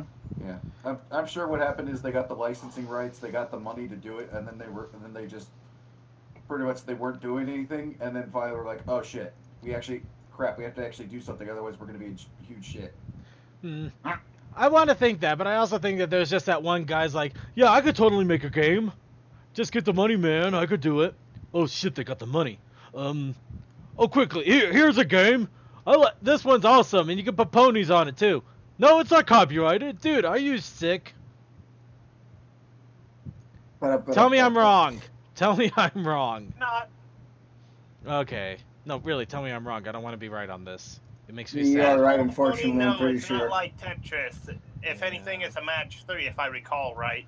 Alright, but yeah, along with that, we got plenty on merchandise, toys, comics, and other stuff, but be sure to check out our show notes. They're all listed there and ready for you. Now let's go ahead and jump into fan submissions and suggestions here real fast. As we mentioned 2 weeks ago, the challenge of the week was ponies watching bad movies. And of course, our beloved trio has submitted some. So let's go ahead and go with Bristle. Who for I would queue up the Imperial March, but it's really getting pointless at this point. While I'm doing this, Blink, could you do me a favor, hit out to D-pad, see if he's about ready, and if he needs to be thrown into our group here in order to do Yeah, the no, shenanigans? I'm talking to him. Okay, so Circuits Movie Marathon, obviously you got the cheesy grin, which admittedly is actually nor art. It's actually self-created art, because I have never had a vector like that, or nobody Boss? I've seen it with that. Yes. The world is ending because he actually did his own art. No, he does it here and there, but if it makes you feel better, he's still got a bunch of vectors and stuff on the right side. Yeah, true. So, Dr. Bristle, as usual, has his quotes here. Dr. Bristle, this is going to be so embarrassing. Princess Sparkle will be scared of this compilation of the worst movies in human history. Oh, there's Ghost. Apparently it's that skull right there. Huh. Apparently his logo changed. I'm just like, whatever. Whatever. So we got Ghost, Deadpool, and Ghost only despises trolling in general, hates panda bears. So the only reason he put a panda in that bear in this because it hate. Okay. But yeah, there's Dr. Bristle's entry. And along with that, Dr. Bristle also did his normal shenanigans of an extra side one for some reason or another. This one being the bonus challenge of the beach. And of course, this one is this one's a lot more normal vectored, as everything here is from vectors, except I'm not sure about Aloysius there and Dr. Bristle, obviously from the Pony Maker. And the image speaks for itself. Ponies at the beach. Moving on, now we got Toa, who went the Mystery Science 3000 route. MST3K. MST3K hype. Okay, but yes, he put us there in chairs as we are watching the wonderful riffing of the pony music live theater of Generation 3. And I will admit, I did reuse some of the other characters that I have done, but I had to flip them and color them black. Well, I'm not doubting like that. Trick that MST3K did. And for Mike Neist, apparently the subject didn't exactly motivate him, so I'm not entirely surprised. But he made this, which is apparently he did this for his own personal art challenge for an emoji for Discord. So we're probably going to end up plugging this into the Brony Show emoji board, because we can. Actually, that would do a lot. D's gonna need just a little bit because dinner. No problem. No problem. We got plenty of things. We got a couple of things we can do to occupy. But, yep, that is it for the art challenges for the week. Next week's challenge, ponies having a fangasm. You might You know, we just talked about not doing a particular thing, and now you talk about doing a particular thing. You got to stop doing that particular thing. But no, I didn't say about not doing a particular thing. I'm just like, admittedly, there's something about Scootaloo completely losing her shit that I just can't help but wouldn't it be funny to have us do an art challenge on that? Oh, jeez. I mean, look at that. Have you seen anybody so happy in their life? I don't know. It hasn't showed up yet. Oh, that. I would go with fanboying or fangirling. Well, fangasm. Pretty fucking happy. Holy shit. I know. I have never fucking seen sprinkler of yay. Sprinkler of yay. Oh, I love that. Sprinkler of yay. Actually, I want to see someone do a circuit tag it. Tag it. Tag it. Okay. How do I tag it? How do you tag it? I'm half drunk. Leave me alone. Dude, if you're drunk only after one beer, you are lightweight. I don't think he's had more than one at this point. Okay. Okay, it was Sprinkler of Yay, right? Yes. Sprinkler of yay. And Aaron. Yay! Yay! Oh crap! It won't let me tag anything on this. Ah. Aaron, fangasm is like fanboying and fangirling taken to the nth degree. Like, someone is a fan of Johnny Depp. If they see Johnny Depp, they just have a constant smile on their face and they're going, Johnny! Oh, you're gonna know what you're gonna do. The thing. That's not even Johnny. What the hell was that? I don't even know. What the thing? What is the thing? What am I doing here? Who's this stuff? Yeah. Okay, so while we since our interview is being postponed here a little bit, we're gonna go ahead Because food is definitely important. we're going to go ahead and attempt to talk about one of the 2 episodes that have happened over the last 2 weeks.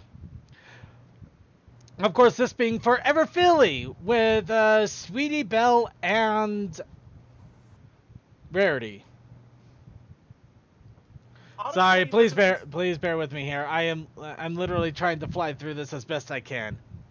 So, just to give a brief, semi-brief synopsis of this whole episode, of course, Rarity is getting herself ready in her Manhattan, Canterlot. Camelot. Okay, at least I didn't say Ponyville. I'm happy I didn't say Ponyville. That is good. You did good. Yeah. Pat on the Okay, in Canterlot, she's getting her studio ready for the summer-spring sensational fashion wear. Of course, Sassy Saddles is completely losing her mind during this whole time, while Rarity is keeping completely nerdily composed. Until, of course, she realizes that Sweetie Belle, poor old Sweetie Belle, has been getting older and growing up as she's been working hard at her businesses, and she fell through the cracks. Of course, there's more than a few jokes that could be made about that, but for the moment, she feels sadness and and stress. And so she goes to cry on ye olde couch of sadness. Still exists, apparently. The couch always exists. In fact, they make a reference to it. So, after talking with Sassy Saddles, blowing her nose rather profusely, she decides, you know what? I'm going to go and visit my sister. What could possibly go wrong? Everything goes wrong. Everything. Wow. Really? Well, whether it goes wrong or not is questionable. Okay, here's another one of Rarity losing her mind because of Sweetie Belle growing older and her missing out on everything that she's ever loved or been. All right, then. When you are ready, he is ready. Okay, we're going to go ahead and put a postpone on this. Alright, so we will get back onto that. Apologies that that we're suddenly stopping it midstream here, but obviously we want to get right on top of the interview before the beer starts to take too big of a hold here. Oh boy. I'm kidding on that. Well, kind of. Is he already in this group, or? I don't think he is. I think he's going to need an invite. All right, here we go. And he's in Alma in that chat, right? Yeah, he's Alma now because Monster Girl shenanigans. Yeah, I know. It's actually pretty funny. It's pretty clean, too, what he's doing, for the most part. Jokes.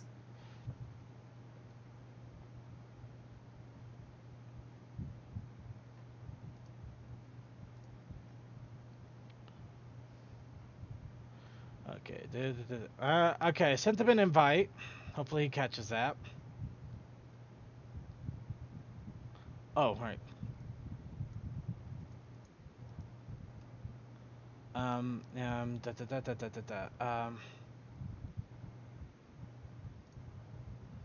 We'll do that for now.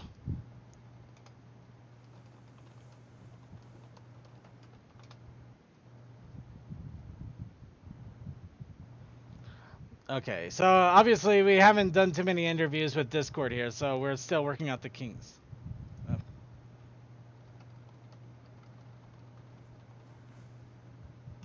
It appears locked. Okay, that is really weird. He should have been able to jump right into this. I apologize, everybody. Let's see. There. There we go. Wrong group. Ah, I see. Okay, so everybody, please welcome the former co-host, D-Pad. Should we continue to refer to you as such for the time being? Probably not. Okay, so Connor. Indeed. Hi there. Yes. And Connor has graciously and willingly and very happily asked if he could interview us, and since our 6-year anniversary is coming around, I figured why not? It would be a nice little callback to how we first met Connor here at the Brony Show, and also became insane, weird friends that we only talk with on holidays because we kind of feel weird across each other because of weird things that have happened that we don't talk about in polite company, except in those times that we talk about it in the hotel rooms. My only. I don't feel like how you know where this joke is going, where you think you want us to go. I don't Pardon know him, where he's it's had a going few either. drinks. I'm not sure where the Yeah. hell it's going either. So I'll just leave it alone. Here. Also, whenever Connor gets drunk on taffy. Yeah. Well, It's been with a while. well, with growth comes a need for review. I feel so. That's what the important thing here is. Indeed.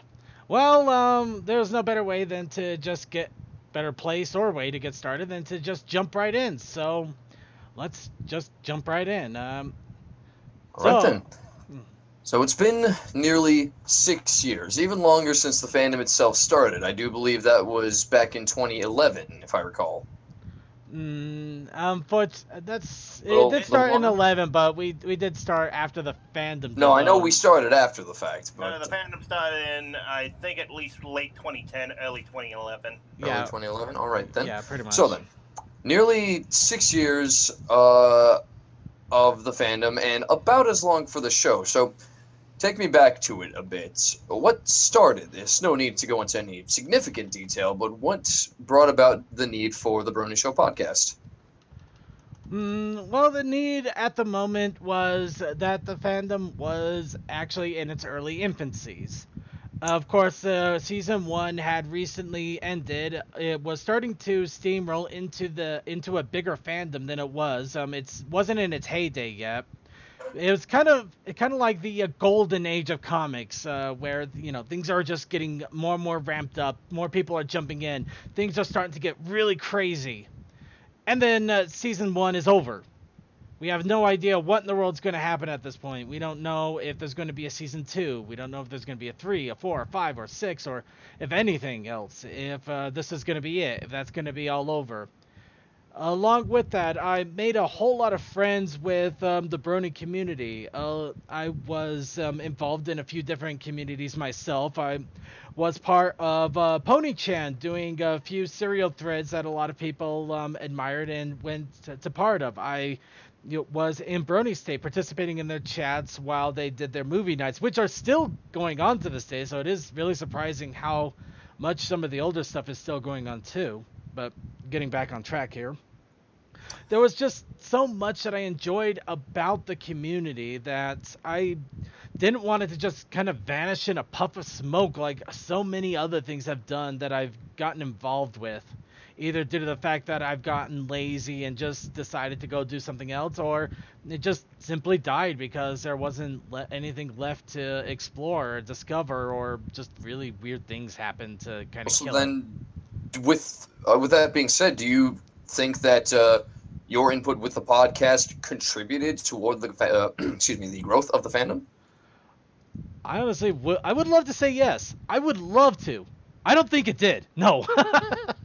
I would love beyond a shadow of a doubt that I would love so much to say that yes, my podcast is the reason that the fandom was even able to get even an inch longer until Well, it I'm really. not saying directly responsible. I'm more asking if you think it was a contributing factor, a sort of spread, a cause of spread, if you will. I think I it mean, might. obviously, it can't be directly responsible. No, not. There's no way that could ever happen like that. No. I think it might have helped. Even just the littlest bit, just for other people to see that other people in the Brony community were creating something. Admittedly, the podcast was pretty broken. It still is broken, but I mean, it was bad broken back then. It we didn't have any clue what in the world we were doing. We literally threw something up there and just started to get it announced, but people on Equestria Daily could see that people were trying to do podcasts. They were still creating stuff, and even if it was just the littlest bit, just something that nagged into the back of people's heads, like, oh yeah, there's that stupid idiot that I actually managed to do a podcast as well. I could do something too.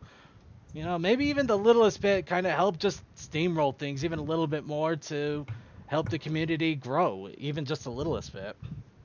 I mean, I can definitely accept that. If I mean, like you said, I wouldn't put it in so many words, particularly the idiot bit. But I think definitely people seeing that the common man was capable of doing something like that definitely had the potential to springboard people into content creation themselves. Yeah, I think a lot of the beer is talking in that. It's entirely possible. So, with that said, going a little more towards currently, more important than how it started at the moment, what is keeping it going right now? The show or the fandom? The show. The show, the primarily there's two things that I set myself on the show when I started this. The first is that there was actually a Brony fandom to talk about. Now that, admittedly, that was probably the big one that I figured was going to die out first. I wanted the fandom to keep going, but I didn't know how long it was eventually going to go, and I even had my doubts that we would last after a few years, but I wanted to keep it going as long as possible.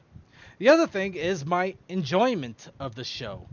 The other thing is I promised myself that as long as I was still having fun with the podcast, as long as I wasn't dreading like, oh shit, it's another Monday, every Monday, as long as I kept feeling, I love this, I want to keep doing this, I want to keep going, let's do another week of this, I would keep doing that.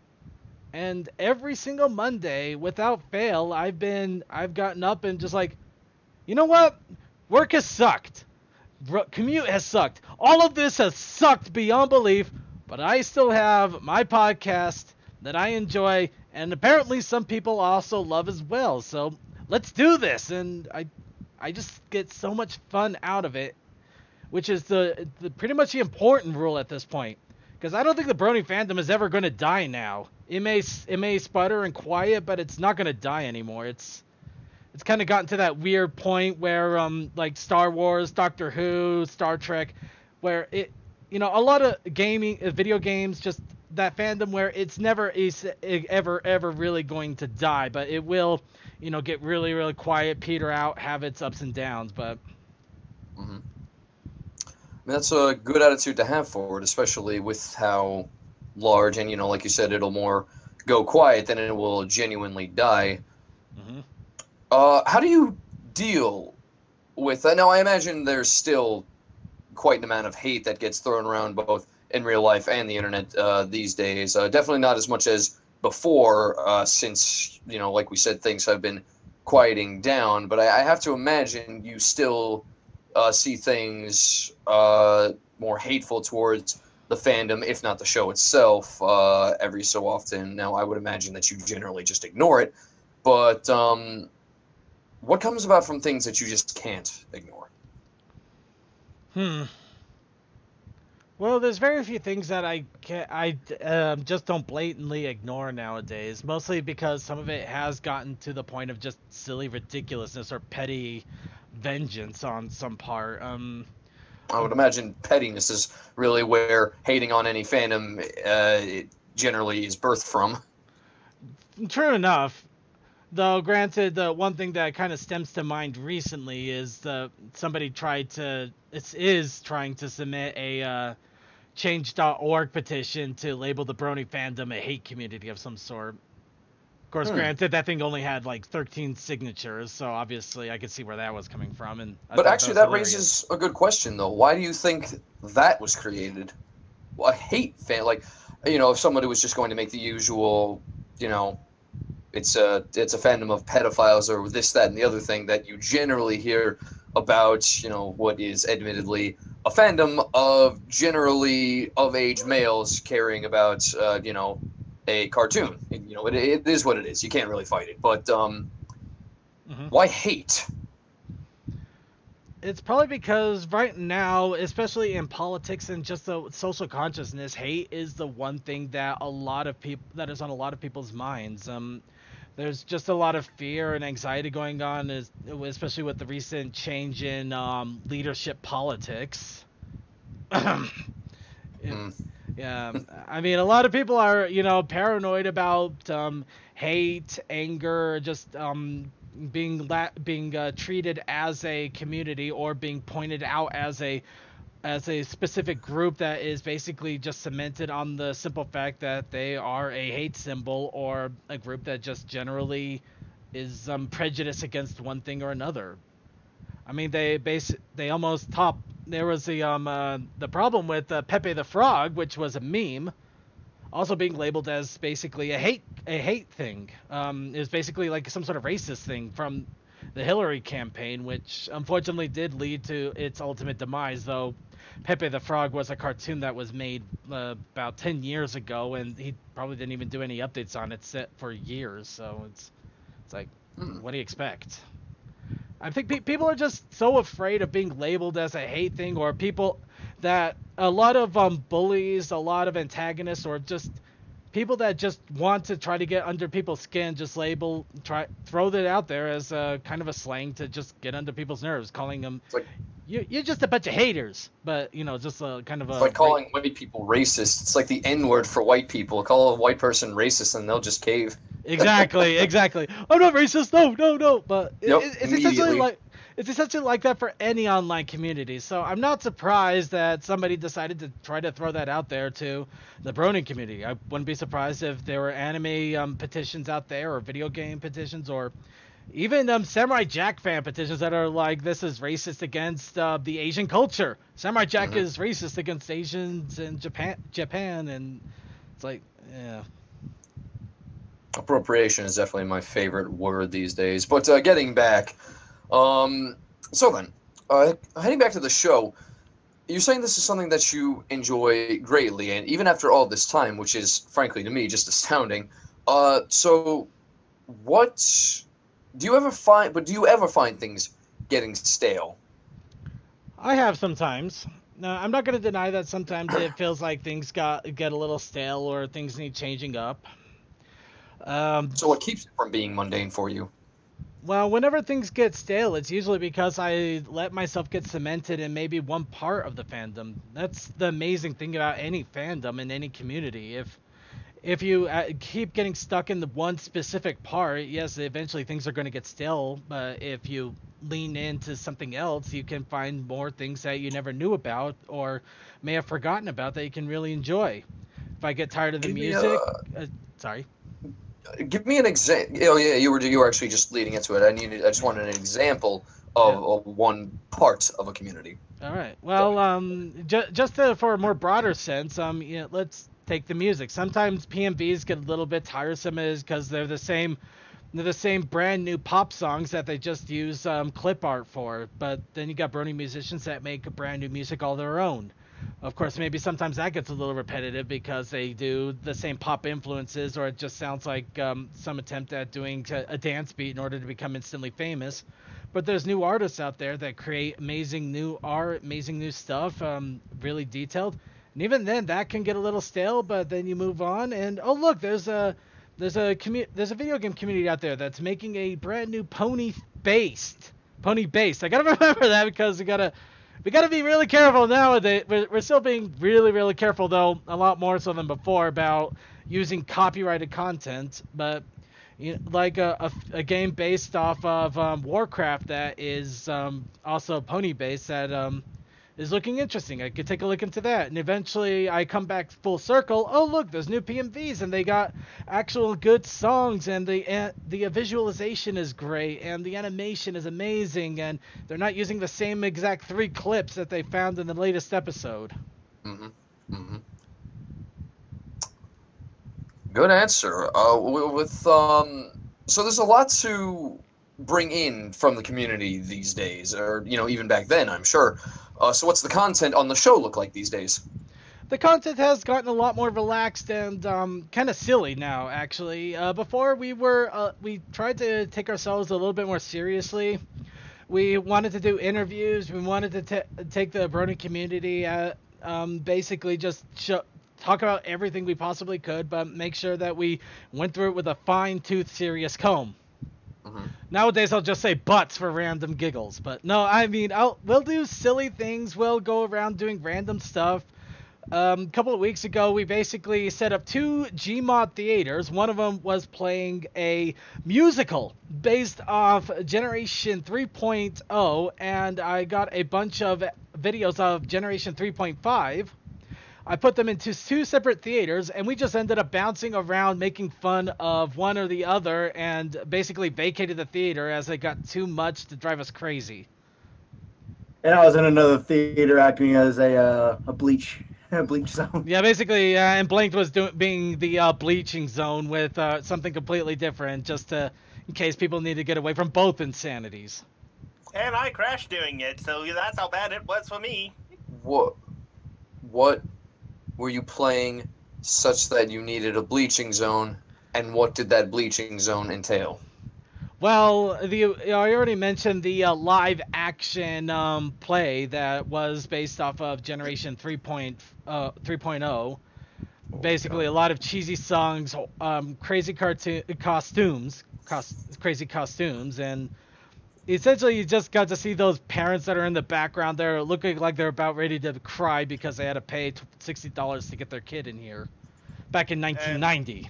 But Definitely And feel that. the image that I just posted in the lounge is kind of basically what was going on during that. But along with that, we also had these 3.5, which I don't know how much you remember of the 3.5 stuff, but it's basically like terrible animation done in Flash, lasted maybe about 8 or 9 minutes, and they did everything possible to just pad it out in horrible ways, including the horrible Sweetie Belle phase and the Scootaloo constantly going party, party, party, party, party, party for literally 5 minutes. Just nothing but party, party, party. Oh my God! That's why we needed a bleaching zone. That's why you needed a mind bleach after that. So, what did the bleaching zone entail? It typically entailed of little jokes from Game Grumps, source filmmaker nonsense that I typically find, and the music I typically played like more or less, Borderlands it just and sounds whatnot. like a break from the fandom itself in that moment. A little bit. Sometimes even I understand that in the Brony community, you need to get away from the Brony community in order to come back to it and enjoy it more. Some very good points. Now, heading back to the particulars of the show.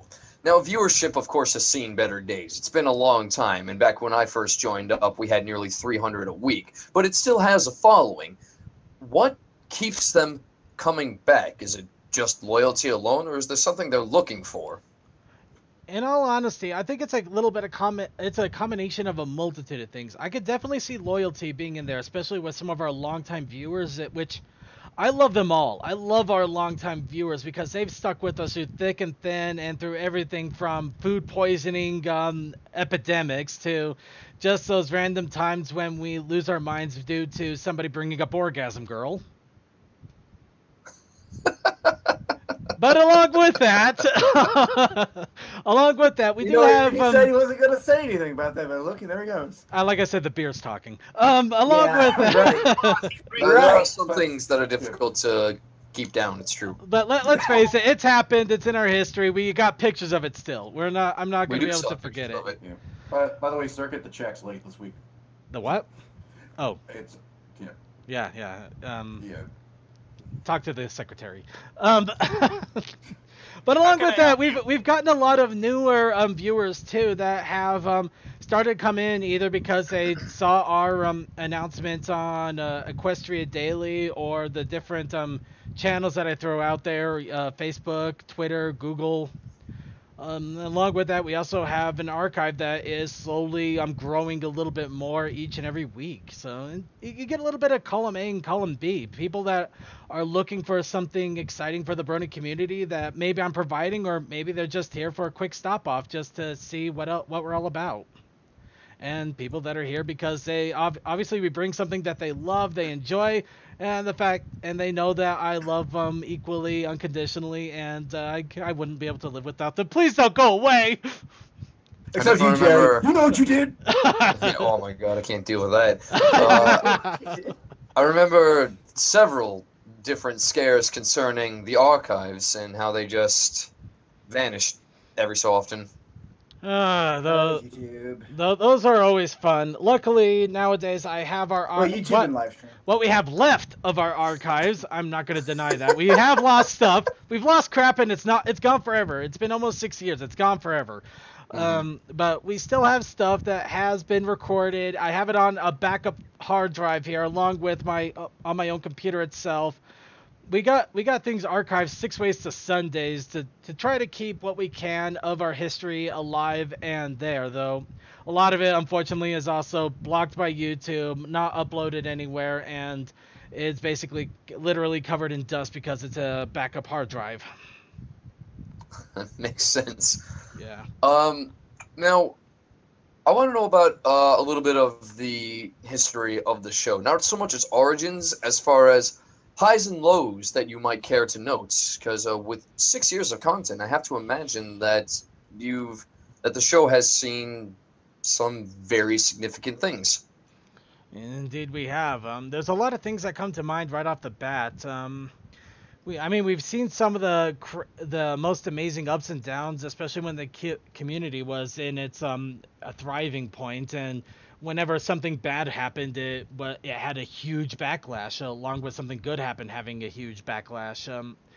The Save Derpy scandal that happened because of it, either an overzealous mother or an overzealous troll. It's kind of hard to tell still, but I mean, I've seen everything from a community coming together to save a single wall-eyed pony, because that became kind of the community's marker. Along with that, I've seen people take advantage of the communities and the community and its charity, like with well, it's not Pegacon. Was it Pegacon? Las Pegasus. It was, Las Pegasus. Yeah, Las Pegasus. Yes, Las Pegasus, which ended up horribly. Luckily, we're not the latest one, though. Consider the fun about that was that they weren't trying to do that. Nobody had any budgeting. They booked everything prior to getting the budget, and then realized that they didn't have the money to do everything that they had booked.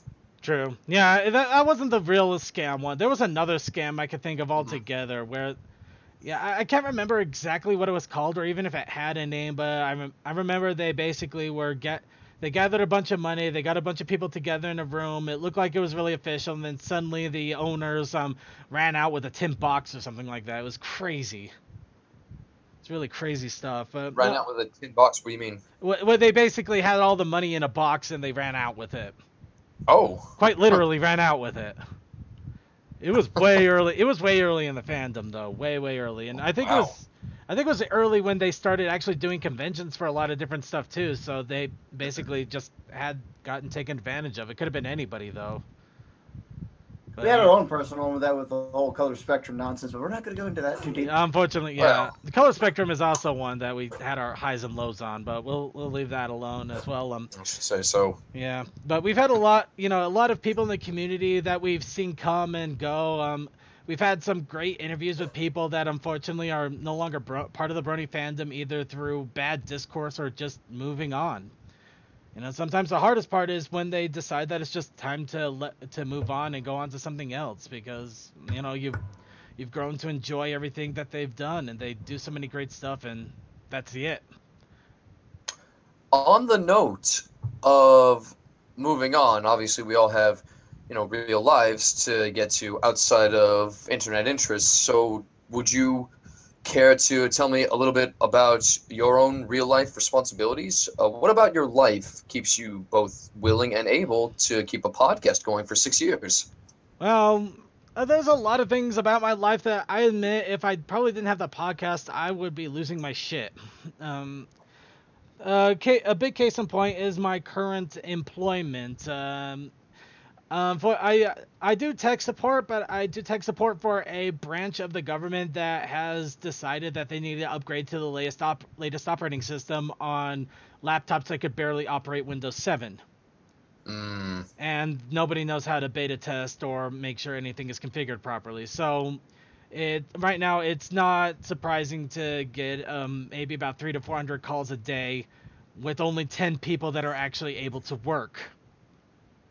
Considering to say I'm under a lot of stress under work is an understatement, and of course I do have a house here. I have my own house with some renters they're nice people. They help out a lot, but sometimes all of them get on my nerves. Of course, roommates, honestly. Yeah, but you know, I had to keep the peace We, with him as well. We get that with Jared, and we don't even live with him. I did live with him, but no, he was awesome when we did have him. But I'm sure. yeah, of course, present company included. There has been some problems, but you know, I'm still glad to have him here. Right. Yeah, because he suddenly got really quiet, and I'm starting to wonder if he's either planning revenge or if he's. I'm not that petty. Okay, I'm gonna take that back. I am that petty of a person, but not today. Oh, he doesn't have to do much. He just needs to send a cat in on you, and it'll do the rest. Fair enough. Fair enough. The cat, yeah, the cat. But yeah, with the house itself does bring its own list of problems. It's mainly the reason I haven't been able to just ditch my job and find something better, because you know I have to be careful to make sure I can keep paying for the house along with the people I have renting, and even the house has its own problems with upkeep, making sure things are together. Or random construction outside for a gas line, which was annoying today. Wrong, it was a sewer line. But yes, sewer line. Well, it's still a line. Yeah, right now half of our porch is gone, and so is a part of our fence because they had to dig up our yard and put in a new sewer line. So, yeah, it's not easy owning a house. So the stresses of a house, the stresses of an insane job. In all honesty, the podcast is probably really the only thing that I'm able to have full control of, and I can really dig into it and enjoy without wondering what the hell is going on here. I actually wonder if it's not the show that keeps you so stable, because a lot of people, you know, in a world where you don't control anything, having something completely under your control is almost therapeutic. In all honesty, I wouldn't be surprised. I mean, no matter how foul of a Might mood even I am, explain why you've kept it so long. It could. And I mean, then there's the D&D thing on Friday. No, that puts me in a foul mood too. You people suck. Do you know how hard it is to plan? Do you know how hard it is to plan around you guys? You literally punch walls. You punch walls open and you knock down everything I throw at you. I throw a giant beast of a god of a griffin with a giant flaming sword, and you punch him out in one turn. What the hell do you want me to do? That, and I was the one that said, "Hey, let's shoot out the light so they can't see." You see my Maybe point. that was both a good and bad idea at the same time. No, Anyways, let's the- roll back on. But rolling back on, the show might actually be my source of stability and even sanity in this world, which I'm okay with. I'm perfectly okay with. The show is fun. Everybody enjoys what I'm doing anyway, or at least the people that keep coming back obviously enjoy what I'm doing anyway. So I got to be doing something right. And Dee's over here on the side putting up some old ass images. I just thought some of which done by some Spleen. things are worth remembering. Oh yeah. There's one particular image done by Color way back in the day that I will never forget. Oh, you've actually found some of these. Let's start. I have most certainly kept all of them. Yes, there. Yep. Yeah. There was most certainly one of them. Most certainly one of them. Yeah, that one. That's the one. Which she did for free. Yeah, that one. Yeah. That one she was gracious enough for. Now, fun aside, just heading back. So, real life, show can actually be very helpful to you. So, what about your real life presence these days? Convention presence versus your internet presence. I can't imagine either one is terribly high, but does the show still see a little bit of recognition, either physically or, through the internet? The show does see a little bit of recognition. It's usually not a whole lot, which is kind of in all honesty, kind of a good and bad thing. It's kind of disappointing because we have been doing this for 6 years now, and that we don't have a bigger presence, and we're not like as synonymous with the Brony community as like Equestria Daily or some of the artists out there. Basically, I guess Equestria Daily would pretty much immediately hit me out of the. Yeah, me brain, me no thinky. There's a lot of people, community guests out there that everybody knows, or practically everybody knows. A lot of YouTubers like the manliest Brony. Hey, boss, real quick on the side, do you still have the animated thing over the picture Color submitted? The picture what now? The what you have on the channel right now. to have the animated thing for D-pad way back in the day over it. Oh, that's weird. I swear I'm putting these things over here. What in the world is it doing? Animated thing. Oh, that old animated intro. Oh used to no! have way back in the day. No! I see what I did here. I'm sorry. I goofed up. I realized what I goofed here. There we go. That fixes it. It doesn't matter for me. I can't see anything. You're probably all for the better for it. But yeah, it is disappointing that we're not like crazy well known, but at the same time, it does afford a little bit more anonymity. That way, the people that do know who I am when I am online or doing the convention circuit, are really big fans, and they're more than happy to meet me, or they recognize like, oh yeah, I remember you guys. You're still around? Yes, we are. Yes, we are, and we're never going away. We are never going away. We have broken records you will never be able to touch. But no, But yeah, I mean, it would be nice to have to be Brony famous, as it were, or horse famous. But at the same time, being horse famous does have its own problems, and it's actually the worst. Yeah, and I kind of like being in my own little niche where I'm basically the equivalent of a B-list actor in the Brony community. Some people know me, not everybody does, but those who do enjoy the crap I pull out. So I'm going with that. I'll go with it. Now, a moment ago, you actually said that you're never going away, which, I'm sure eventually, but I guess clearly not after 6 years.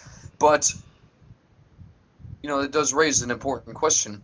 Have you ever just felt that it's just time to stop? What got you, if you ever have, what got you past a feeling like that? As I can't imagine with a 6-year broadcast that there was a time where you just said, I think it's time to give this up. I'm not going to lie. There have been times I've wondered about that. If I've been doing this too long, am I kind of out of my gourd here? Should I really continue this, or is it time to move on? I've asked myself those questions a lot. Not recently, but I have asked myself a lot.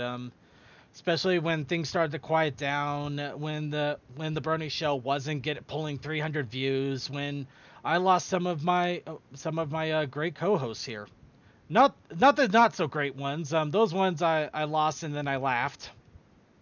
Which ones were those? Foxtrot. Oh, yes. Okay, yes. Yeah. Fair enough. Okay, but no, there's been a lot of times I've actually thought about, should I keep going? Is it worth keeping going? But a lot of the times, I give myself time to think.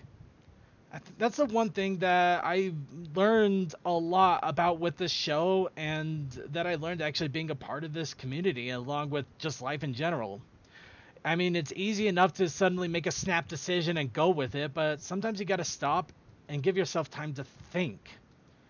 And think about why are you thinking like this? Is it because you actually feel like it is time, or is there something else that's affecting your judgment? And 9 times out of 10, it's because I'm about ready to turn in the towel on something else that's driving me batty, and I'm just wondering, should I just start tossing everything away and begin anew? Maybe live like some crazy hermit down in Oregon, living off Starbucks and talking about writing the new book that I'm going to be doing on tablet. I fell in love with Starbucks recently. Smoked butterscotch. Dreams. Oh, you poor man. No, I'm kidding. I'm just not really big on flavored coffees personally. I like mine black and dark as a soul. But yeah. I like your coffee like you like your presidents. There you go. Yeah, we'll go with that. But every time I do think about that. I'm not gonna lie and say no, I've never thought about that. No, anybody who is worth their weight in salt, or even has done anything like this, is going to think about that, because eventually it is going to come up. Is it still worth to continue on? And every time I've let myself sit and think on it, I realize other things are getting to me. The show has never been a problem with me. I mean, granted, there are sometimes complications. I can't think of something to do for the week, or I'm basically trying to patch everything together as quickly as I can with only 30 minutes to spare before the actual show starts. And everybody in the audience and people watching in archives know I goof up a lot. I could easily just get things up. If I even sat down for maybe 3 hours, I could probably hem this show into a perfect, wonderful, semiotic podcast. But What fun is that? what fun is that? And the thing is that every single time I've still enjoyed slapping everything together and just going with it. I've never ended a show with. Every time I've ended the show, it's never been like, oh, I can't believe this. This has been the worst week of the show ever. What the hell am I doing? No. I end it with a smile, and then it's like, crap, I gotta go to bed now. I gotta go to work. But, Crap, here comes real life again. Crap, real life is back now. Yep. Damn it. Real life. Yeah. Immediately post-show. Real life immediately post-show. It's annoying, but... The fact is, I've thought about it, but every time I realized there's nothing really there that actually shows that I need to end the show yet.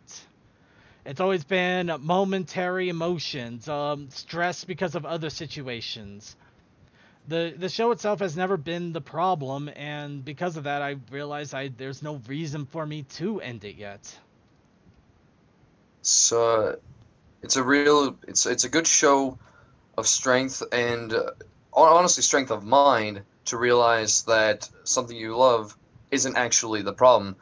Gentlemen, it's been an incredible 6 years. It's impressive that it's still going, and then you still have a passion to keep it going. And thanks a lot for having me once more. Of course. I do have to ask you, since we do have you here, and this might be the last time we ever will have you here. It's possible. Yeah, I mean, what are plans for Connor? We've heard a lot. I've heard a lot anyway from Blanked about all the crazy, insane things that you've been up to. So, I want to give you a chance to let people know, what's been going on with our former co-host here and all of the shenanigans he's been up with since the end of the show. Well, the end of his part on the show, not his time on the show. Yes. Well, I mean, it's definitely taken some interesting directions, but I started doing voiceover work professionally now. I've actually got an audition for a video game called Bulletville coming up. Ooh, nice. I've mostly been building my name through that. I'm trying to get into the SAG-AFTRA union, the Screen Actors Guild. Just actually ate half of the space in my room to build my own studio, which is literally just a box with a door on it in my room. It's better than most. Yeah, I just got the the acoustic foam for it, but I'm waiting on the adhesive, and the adhesive hasn't even shipped yet. Oh, wow. I ordered them all together. I'm not really sure what happened with that, but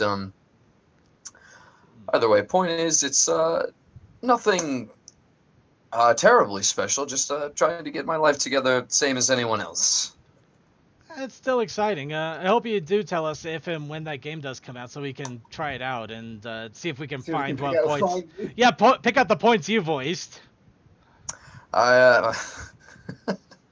I'm sure you'll be able to pick them out fairly quick. Well, maybe. There's... Yeah. I guess, if I get anyone, mind you, because, this is, I've been, quote-unquote, in a few video games in the past. They just, not all of them, actually, none of them ever finish because, yeah, indie things games happen. Some directors don't really have their heart in it, but this one, I have confidence in. There seems to be a lot more effort going into it than I'm used to. Past that, well, I don't know. A little while ago, I lost a spot on Archer. That was a shame. Oh, wow. Really? Oh, that is a shame, man. Yeah. I think, whatever. I lost the part to Patrick Warburton. I wasn't winning that. Yeah, well, I guess if anybody had to lose it to. Yeah, if you had to lose to somebody that actually had a name. Oh shit, I think we lost him. I was gonna say, I think. I'm thinking. Wait a minute. Wasn't it a little biting there? Maybe no. yeah, but no. Get out for a second. What did you say? Yeah. I'm not sure. That's fine. Yeah. It's fine. This is the voiceover game. It's like the #1 deterrent of people that try voiceover is that they don't realize that you're going to be rejected from about 95% of your auditions. And it's just the life of it. Yep. Which is also, I'm also a voiceover coach now, which has been keeping me reasonably afloat. Oh god, that image.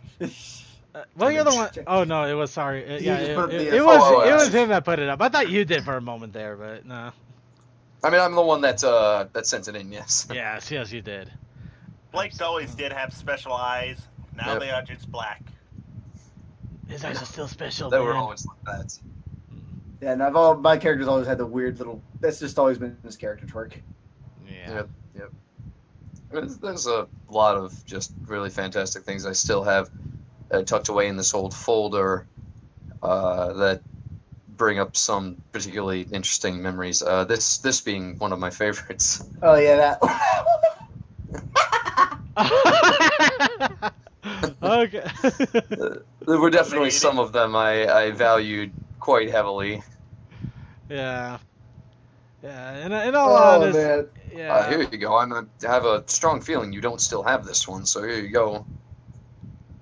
Oh yeah, I that don't- one. I don't even Jeez. remember this one, but I'm gonna keep it now. Yep. I had a strong feeling you didn't actually have this. Huh. Well, I can't even remember where that's from. Holy crap. neither can I. That is crazy, but oh man. So it looks like we've recovered something. Of the Brony Show, there you go. Well, it looks like we recovered something in our history at least, so that's pretty awesome. There's also this one from an old friend. Man, Wow, that one's taking its time. Maybe That it's is taking huge. time. I think I know which old friend you might be referring to. You definitely do. Yeah. Oh, that's why. It's actually an enormous image for no reason. Wow. Yeah. I'm just watching the little pixels going, kind of rotating here left and right now. Just blipping around. Who the hell is Kitty Buttons, and why did they send me a request? Kitty's Don't one of know. It's one your of Cole's birthday? friends. You too? No, I got the same kitty buttons here. I'm kind of paranoid now. Are we about to get? Are we about to get stalked by? Oh God! Yeah. Oh God! Oh God! Why am I putting this up? What is wrong with me? Oh man, Rule 63. I mean, if it makes you feel any better, this exists in my repertoire. Oh yeah, that's right. Because Ever freaking the slime fuck nonsense. that was. Probably from the Wait, slime no, nonsense. it's fine. I can do you one better. Ever Oh, the no. friend I still have around. Oh yeah. Okay, Fucking Hot where are Dig you?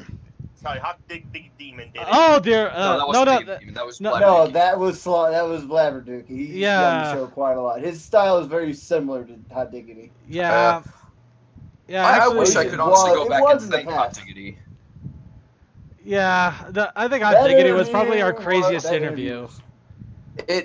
Well, the thing about it is that, I had a lot of time to think about it, and I definitely approached it with the wrong attitude, because he was probably the best guest that we ever had. And the reason I say that is because he did the job of entertaining all of the nearly 900 people that came to view that beautifully. The point of the job isn't for us to be serious or even for people to focus on us. Our job was to entertain them, and that was something that he did stunningly. Mm. Even if, sure, it may have been at our expense, but At this point, set out to do what he did. at this point, everything else is at my expense, so it doesn't even bug me. There you go. Well, it bugged me. Well, Yeah, that was time long past. We are different people Absolutely. than we were then. Absolutely. Whoever this Kitty Buttons is, I'm not going to add you, and no real disrespect about it. It's just that if we do so, I'm literally never going to talk to you. It's just a fact. I wouldn't. Yeah, apparently they're a just viewer. don't talk to They're a random viewer friends. apparently. Yeah, don't worry. Apparently they're a random viewer, and they just started grabbing everybody possible for some reason. Mm-hmm. Hi. Oh, Cold Dust friend. Okay, Kitty Buttons is Cold Dust friend. Yeah. But the problem still probably lies. You it's probably same not gonna talk to him. same thing. I would honest to God never speak to you. Out of no disrespect, I just don't talk to the Randoms. random people on my friends list. Not anymore, anyway. You know, God bless Discord. I have like 20 people added, and then you have Skype where I have over 600 contacts of nearly useless people. Yeah, I'm one of those nearly useless people, but I respect you and don't seek you out. I appreciate it. It would seriously just be met with nothing, just because I just do a lot these days, and I just look at a person's post to me, and I just look at it for a moment, and I think to myself, this conversation will literally not go anywhere. Mm-hmm. That's why I respect and just go, hey, he's in the call. Oh, let Also, it be and jump Also, in when what the need be. hell is this? What? We made you a parrot at one point. We don't know why. I recall this, but I don't know why. I don't recall that at all. Why so- are you a bird? I cannot remember. I think I've seen this at least once somewhere before. Actually, I also still have like a whole bunch of porn of my character, but that was a different time. Okay. Yes, that was a very That was a different pretty time. hilarious time. Well, speaking of a different time here, I want to kind of throw a possible challenge out here to D-Pad, or at least maybe pique his interest just one more time in ponies here. Now, apparently, there's a new episode that came out here. By the way, spoiler warnings. Now, we're not going to get too much into it, but apparently it's... This the goth pony? No. This involves Celestia and Luna, but apparently it involves them kind of getting their cutie marks mixed up. And apparently you also see Nightmare Moon come back along with the evil version of Celestia. You don't say. I too say. It actually happened this weekend. What happened this weekend? Is that what's on for tonight?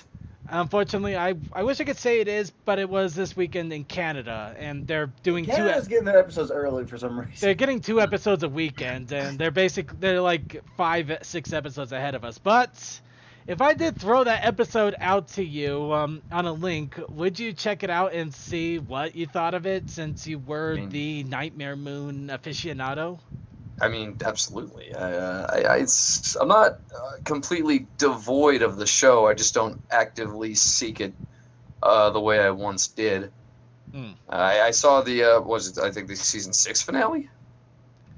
Was that season 6? The changelings. The changelings. Yeah. Yes. Yeah, that's did a pretty good job breaking my heart because they look like ass. To be fair, the season 7 premiere in a what if scenario, one of them was an asshole, so there's still evil in them. They still look like they ate a bunch of Crayola crayons. I'm sure it's just they're some bizarre war elk with some insectoid. Literal love bugs. Literal love bugs. Yeah. I cannot say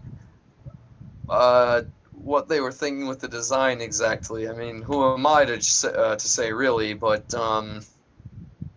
really, just a very odd design choice overall. And that's why some of the fandom's gone, no, I'm not changing that. I'm keeping my changeling the old way, not the new way. But yeah, getting back on track here though. I'll definitely throw that episode your way and see what you think of it, because I figured that one would probably be one you would definitely get a bit of a hoot out of. All right. I'm sure I can come up with something fun for everyone upon watching it. All right, so we got a future challenge here. Awesome. All right then. Well, again, gentlemen, really good work on keeping everything afloat the way you have, for keeping these fans of yours not only present but loyal, which is probably the hardest part of it. And again, thank you for having me once more. It was entirely my pleasure. It was awesome having you grill me and serve me off with a side of fries. I hear that. No, but it really was awesome talking to you again and just doing an interview like old times one last time here. Well, I thought it would be a good chance to see an improved interview. And it definitely was. I'll say this. The previous interview. Serious nonsense. Yes. Oh, we always have nonsense here. It's the best kind of sense. Lack of, you mean? Anyways. Yeah, a little bit of Right that. then. All Well, with that, I'm going to go ahead and take my leave. All right, we'll bid you adieu. We will always miss you. All right. Thanks Yeah, again. mostly because we never take time to aim. sorry. I really gotta stop doing those stupid verbal jokes. Anyway, but yeah, that is D-Pad. We definitely wish him all the hope and best of luck for his trying to get into the voice acting community. Hopefully, his shipping of his adhesive gets unstuck. Yeah, no kidding.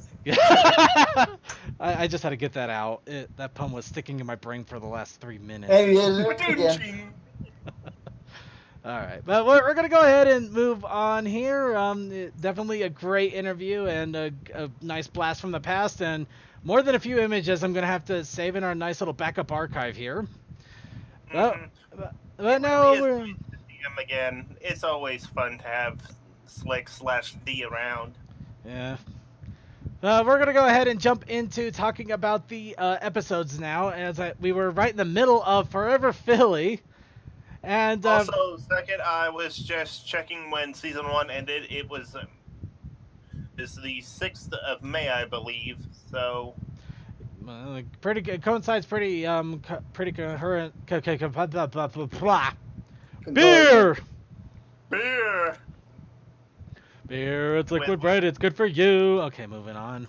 Yeah, concurrent with the current season. So, as we were leaving off with the episode, the Cutie Mark Crusaders were running off with a giant slab, sliding down a hill. They almost kill somebody in the process. The slab.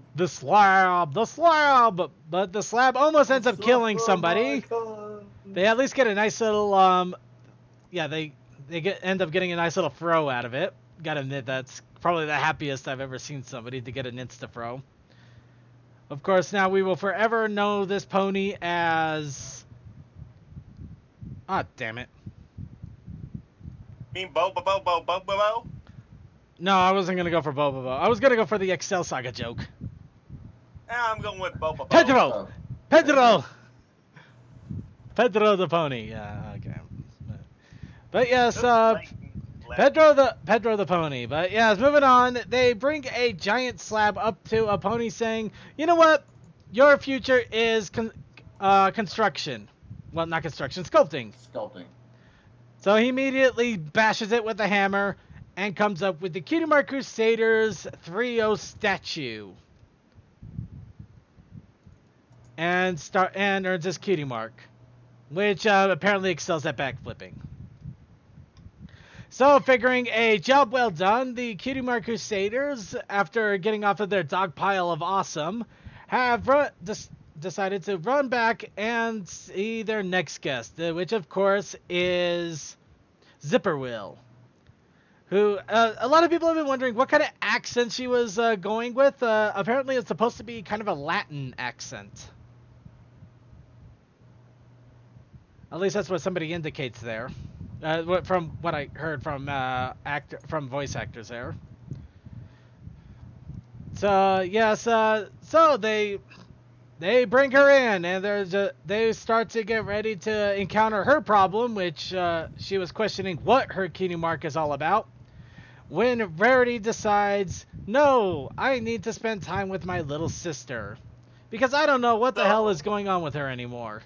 So Tabitha interrupted Tabitha. Yeah, pretty much. So they decide, you know what? You're right, Rarity. We shall spend time together. The other Crusaders can handle this, especially since they were able to handle a giant brick all by their 3 selves. Oh, no, wait. But nah, any case. So Sweetie Belle goes with Rarity as Apple Bloom and Scootaloo run off with Zipperwill to find out why her puppy does not like her anymore. Of course, we also find that the puppy is not so much a puppy anymore. And in fact, looks like a very annoyed dog. I mean, seriously, he has that kind of annoyed expression the whole time. It's like, why am I here? So, as we see them running back and forth between Zipperwill and Apple Bloom and Skidaloo, we also see Rarity trying to connect with Sweetie Belle. And of course, we also find that the best way to do it is with Senpai Eyes. Notice me, senpai. Seriously, that was like the weirdest thing that happened that whole episode right there. It's like, what was she expecting?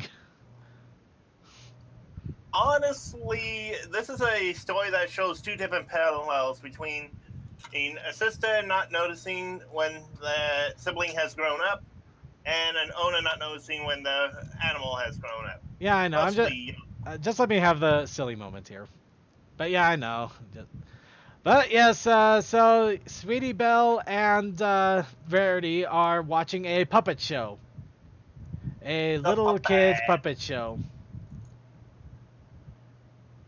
And of course, Sweetie Belle's trying her best to handle it, while Verity thinks that she's appeasing to her very younger sister, who is obviously a lot younger.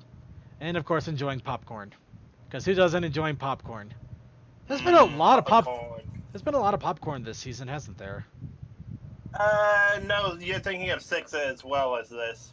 Well, I mean, just let me have my fun here. But yeah, along with that, yeah, the puppets were pretty good.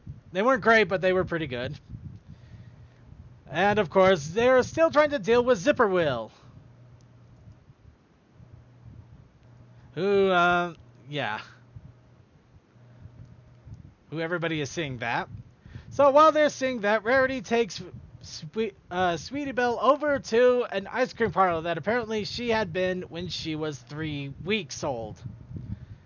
The only reason we can assume as much is because not only did she literally take an ice cream maker out of retirement, but they ended up having the smallest...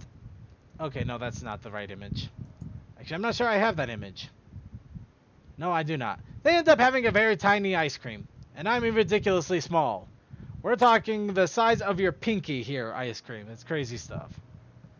So you mean ice cream shots? Not even ice cream shot. I think Jello shots would say like, damn, that's small. That kind of shot. But yeah. So yes, they get into little bits of ice cream. They're still dealing with Zipperwill, not figuring out what's going on. And then finally, Rarity says, you know what, we should get a balloon bouquet.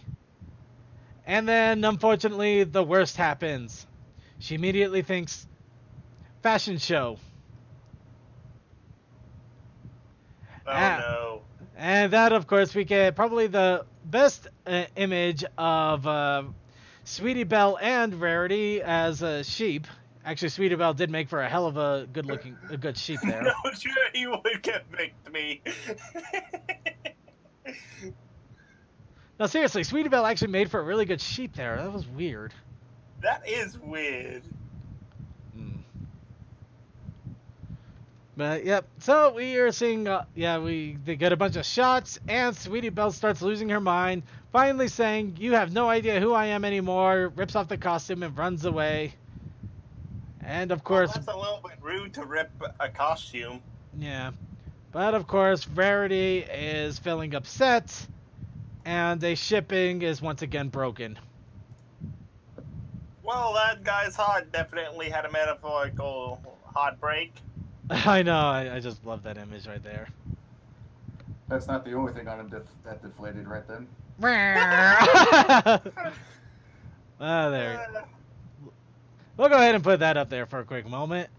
But yes, as Rarity goes looking for Sweetie Belle finds Zipperwill and the dog. Of course, Rarity stumbles upon them. No, not dog yet.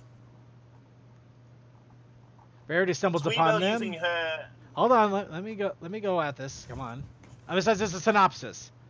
But yes, along with that, as they find they eventually find Zipperwill. The Zipperwill eventually finds the dog. Rarity finds them both. Everybody finds each other. And then Sweetie Belle goes down to the moral of the story. Do you see that? That is no longer a puppy. That is a dog. You should have been able to tell the moment that you literally could not lift it off the ground. You are an idiot. But just so that we have everything cleared up, it is Big Dog, Big Woof Woof, Big Woof Woof needs big toys. You can literally eat the dog bone that you are holding in your mouth and not even notice. The dog will not like that. So Rarity listens to all of this and decides that is not the right image again. Nope. I don't have anything for that. So Rarity is, you were right. I'm an idiot. She was too focused on the past to see the present in front of her. Yeah. Focus on the past to see the present of the future of the past of the time. Da. So yes, finally she says, "You were right, Sweetie Belle. You have grown up now. I must accept that and face your full-grown consequences. So what do you want to do?" And then we end up with Rarity making out with a giant clown ice cream. I'm surprised If I had surprised. that ice cream, I would eat it all myself. Yeah, pig. I actually want to see somebody actually make this ice cream. I've been tempted to make this ice cream. I could do it. Strawberry, blueberry, vanilla. You get a strawberry syrup. I think that's maybe a gumdrop nose. I could do that. I almost want to do that. Yeah, all you need is a giant waffle dish. But yes, the biggest ice cream, but a giant ice cream. And of course, they have big smiles as ice cream is consumed. And lesson is learned, and I closed that by accident. And now I clicked away from it by accident. Okay, now I'm not even sure which one's which. Can I? Thank you. There. So there we go. And so the lesson is learned, and Rarity and Sweetie Belle learned that each of them is older, stuck in the past, and that dogs need to hatch sticks. So, of course, we don't have a whole lot of time to talk about this episode. So, what did you guys think of the Forever Philly episode? I like that it did do the same old trope of, oh, I am an older sibling. I must baby my youngest sibling, for they are my youngest sibling. Yet it turned into, hey, this is what I do as my job now. You have your job, and I'm fine with not seeing you so often anymore. We have our lives now. We have to go our separate ways sometimes. That's what I got from it. Suki, what did you get? I got that. Fuck you. You can call a dog a puppy if you damn well please. I actually can't argue with that. It's a. Hey, I call a good puppy. Dogs pups sometimes. Who's a good puppy? Like You're a good puppy. Yeah. I got the fact that apparently ponies can't absorb the fact that things actually get bigger and older. Also with this shot from the end when they were eating the ice cream and everything, I think my favorite picture edit has been it's simple. We kill the Batman. I know. Yeah, that was a good one. And we'll leave this image up here. It looks like we do got one if you guys want to voice your opinions on the Forever Philly episode, we ask that you keep it short, sweet, and quick. We don't exactly have a lot of time, and we got to go through another episode here, unfortunately. So we're going to jump into the general chat real fast and get Sonic's opinion and anybody else that wants to join into the general A chat. And then we'll come back and get the last wrap-ups and move on to the next part. Sonic, I'm driving through. Oh, there you are. Yeah, sorry about that, Circuit. Hang on a second while I mute my TV. All right, there we go. All right, man. Short, simple, and sweet. Go. I enjoyed the episode. I liked how they brought back Zipper Will and her dog Ripley. I loved Rarity's costumes, especially the flower one. And overall, I loved the lesson that Rarity learned regarding Sweetie Belle. Good one. Okay, nobody else is here, so we're going to go ahead and jump back into our voice chat. Thank you very much, Sonic. You're welcome. I know you said you're welcome. We really do have a lot of, not a whole lot of time here. So, really quick, yeah, the episode was good. The moral was pretty sound. In all honesty, some people just can't accept the fact that some people grow up. Though, granted, I really have to question how authentic a tiny ice cream that's probably being served in a thimble would be. Oh, there's one other person in our general chat. Hi, Josh W. Did you have an opinion on Forever Philly? Hello? Are you there? If you're there, we're gonna have to go here in a moment. Oh, okay, apparently we're not hearing him. Okay, quickly, voice your thoughts in the chat room here, since we can't hear you through the Skype voice. I will read them out here real fast. Oh no, there you are. All I can say is I felt so sorry for Sweetie Belle during the photo shoots. I don't know. I just the melancholy face the whole time was kind of funny, but yeah, she did really lose it. Yeah.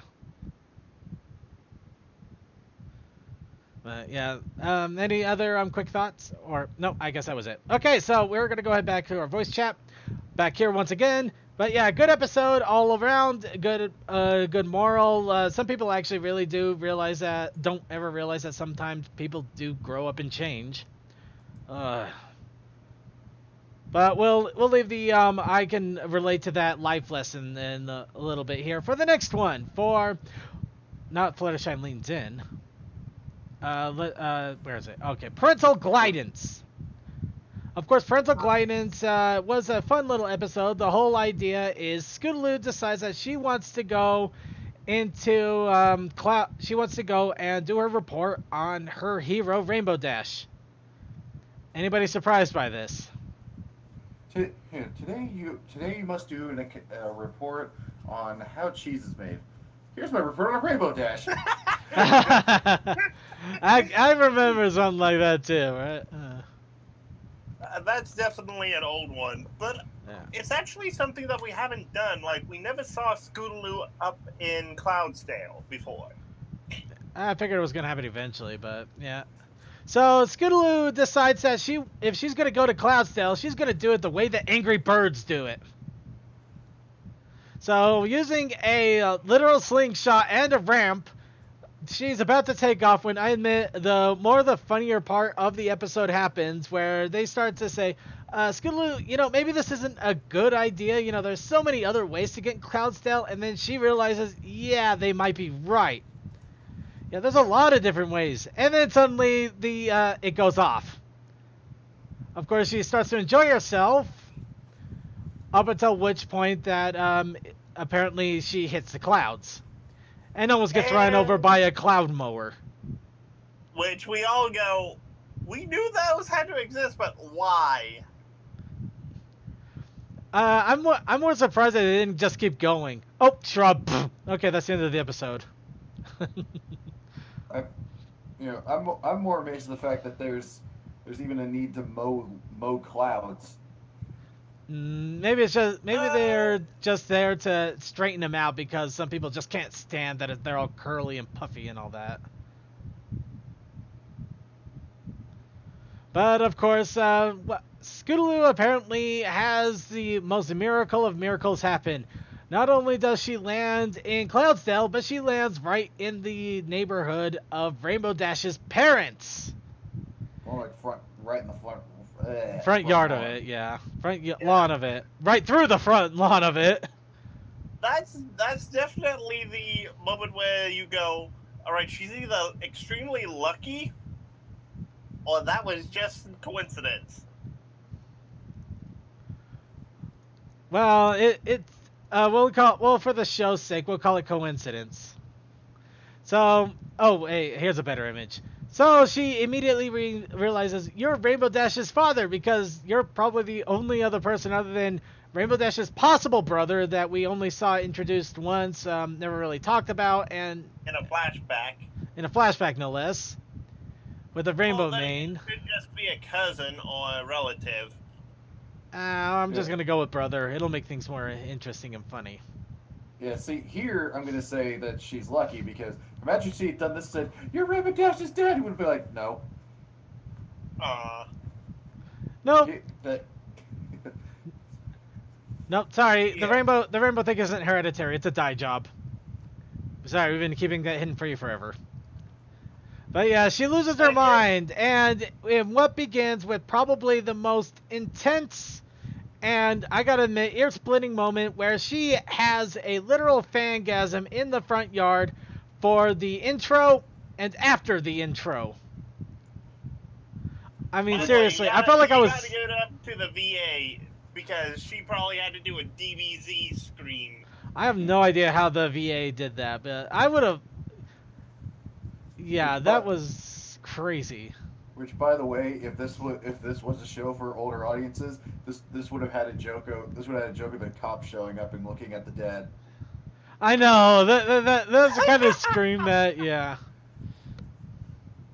Yeah. So, not only... Also, a Philly that's not from around there and definitely has no family there. They would go, huh.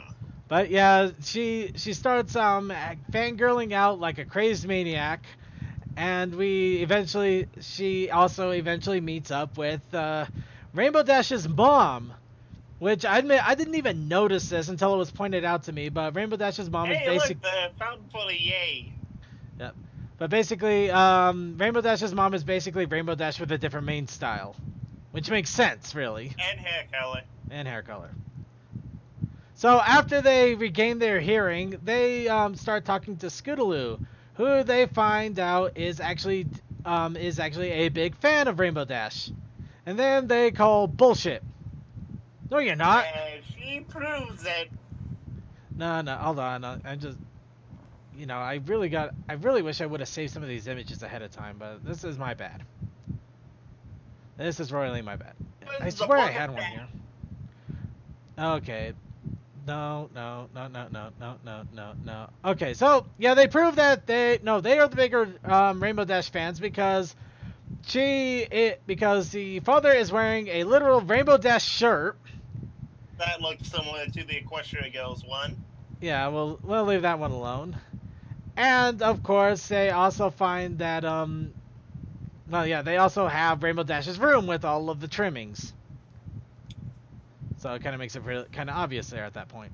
So, but the parents of Rainbow Dash, of course, they would have all this. All right. So Scootaloo gets a big tour of the house. Of course, checking out Rainbow Dash's room when she was a kid, including from familiar motivational posters. Her house, where apparently even the Rainbow Dash's diaper is apparently something to be bronzed. Seriously, I'm surprised at how much they bronzed everything. Second, they love their child. That's all I'll say. I'm just gonna leave that one alone for now, really.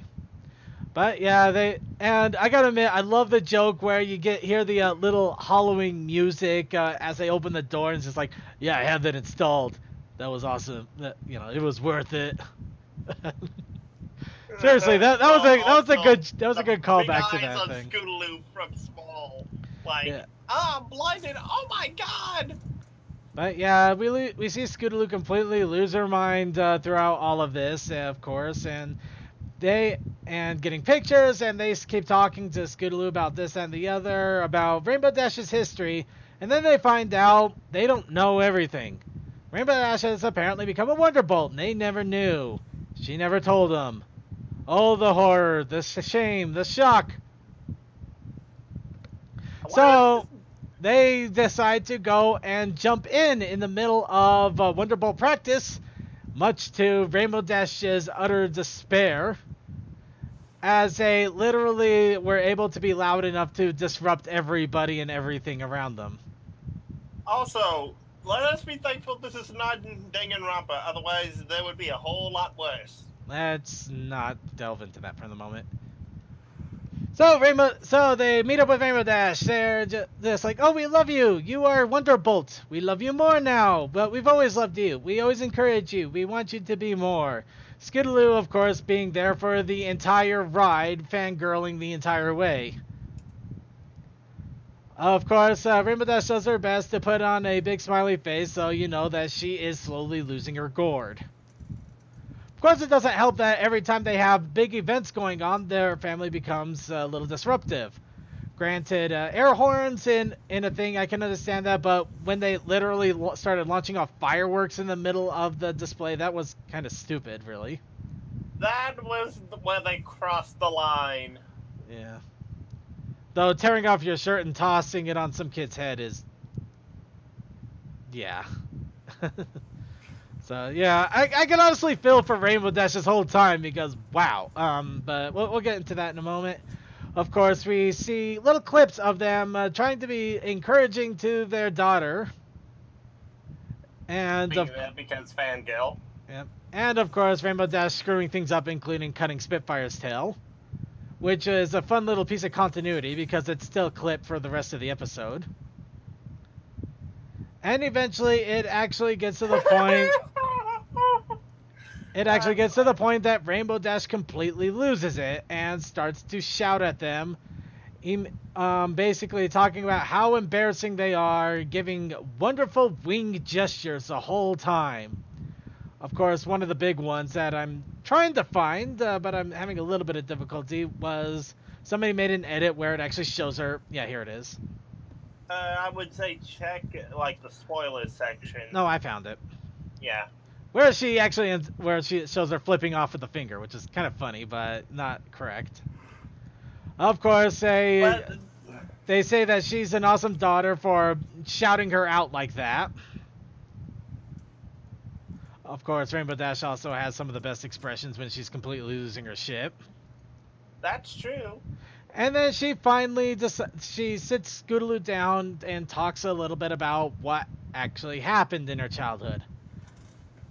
The fact that she sucked, but her family kept encouraging her, so she kept going and trying and doing better and better, having confidence in herself. Of course, her family kept being loud, and when she was getting so much attention, apparently a lot of the other kids didn't like it. Also making us wonder how in the world Spitfire and Lightning Dust didn't know who Rainbow Dash was, because she was literally right in the middle of all of them, right there. But it's probably just, oh, I don't like you. We'll just keep moving on here for the moment. But eventually she realizes that, yes, even though they are abrasive, overbearing, loud, obnoxious, they were always there to encourage her, give her confidence in herself, and it's why she is basically the epitome of an ego walking that we know as Rainbow Dash. Which also explains why she is even the ego. Well, that's... Instead of the id, or super ego. Yeah, you kind of reiterated exactly what I just said. Anyway, so she decides she needs to make up to her parents. She drags them out to a stage, blindfolds them, and then gives them popcorn, not exactly in that order, and then puts on a private show with putting their faces in the cloud. Of course, they are so happy for her, and they're so happy, they are glad that she apologizes for being a dick, and actually it's a very heartfelt apology instead of just, I'm sorry that I'm an asshole. Stop being upset. I'm sorry. But yeah, there was actually a pretty big thing about apologizing that I actually saw in the episode follow-up that was done on Equestria Daily. Basically, the whole idea of an apology being something that that's usually should be given, intentionally, not just to be sorry to spare somebody's feeling, but to say you're actually sorry because you understand the reasons that somebody is upset and that you're accepting blame for something. But we'll go into that's a whole nother spiel there later. So they all say they're sorry. They all make happy and wonderful, happy, good, fun times with each other. And then Scootaloo goes to give her report. At which point she is assaulted by all three of them, as they basically start cheering her on. Scootaloo, Scootaloo, how you do the report better than anyone, Aloo. That's actually funny, but yeah. Of course, I do gotta admit, I feel it is kind of funny for Cheerly to be there, basically trying to get them back in composure, and they're still just shouting out the whole freaking time. Well, Dash also probably did it as a sign of, yeah, I support you, but I'm getting revenge. No, I don't think that. In any case, so that ends the episode. At the moment, I can't get anything else here, so let's see. What's a... geez, there were so many... Okay, we'll do this one, because it has the random derping of Derpy right there in the corner, which can also make you kind of wonder about continuity there a little bit. Well, says something. Now, Debbie was number one for when Rainbow Dash was last. So, huh? well, no, just the fact that you could literally see Derpy's eyes getting more and more derped at from every year on that, or every race. So it's kind of a funny, interesting continuity there. But any case, so that's the episode. And I'm gonna jump right off the bridge on this one here a little bit. This episode did strike a bit of a chord with me. Granted, I was cringing like crazy whenever I, saw Rainbow Dash's parents being ridiculously supportive of their daughter, and even I admit there's got to be a limit to some of that stuff. But it's always important to be supportive of your friends and also your family, especially when they really, really need it. Sometimes I didn't quite get that when I was younger too. So I you can kind of understand that a little more when you don't actually have it. The parents that did care, they take you to karate classes, soccer, baseball, things like that. But it mostly was there to give you something to do as opposed to actually supporting you in your endeavors. They're just like, okay, here's baseball, just don't bring attention to yourself. But I'm not gonna delve too deep into that because it can get really weird and emotional there. But okay, so what are your guys' thoughts on the episode? Honestly, this is an episode that we've all kind of wanted for a while. This and the Applejack episode that's coming up, simply because we had no idea how Rainbow Dash was raised, who her parents truly were. It's just been one of those things of, was it good? It depends on if you're willing to accept that they were bigger fans than even Scootaloo, and you know how some people get annoyed with Scootaloo being a fangirl. That's my take on it. It's a good take. How about you, Suki? Well, see, to me, I had one kind of big issue with this. It's the fact that I get it. There's some Rainbow Dash was supposed to learn that the parents were just being very supportive, and that she should appreciate the fact that they were so supportive, and it made her into who she is, and she should be grateful for that. The problem is that it doesn't feel like the parents learned anything. True enough. I'm sorry, but no. Like, yes, I get it. They're supportive, but there is a point where it's like, okay, I get it. Please back off.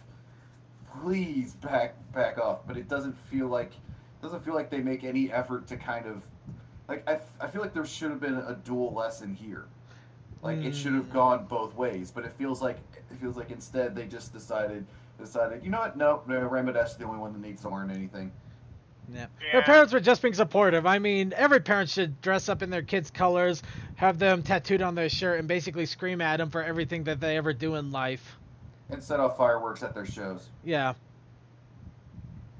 All right, as someone who's dealt with a father who couldn't really do anything but support me by going to my activities because of either financial or him being a town drunk, it was more of a, hey, someone showed up to be there for me, because my mom had to work, and my uncle that I kind of have a very strange relationship with is one of the reasons why I stopped going out for stuff, because I didn't want him to be around to support me because his support was not needed. Okay, real fast, for people that want to voice their opinions, we will be in general chat here in just a moment, so make sure in general chat we will jump in, quickly grab your opinions, and then jump out, because we are actually running long on the episode here. We need to start wrapping things up.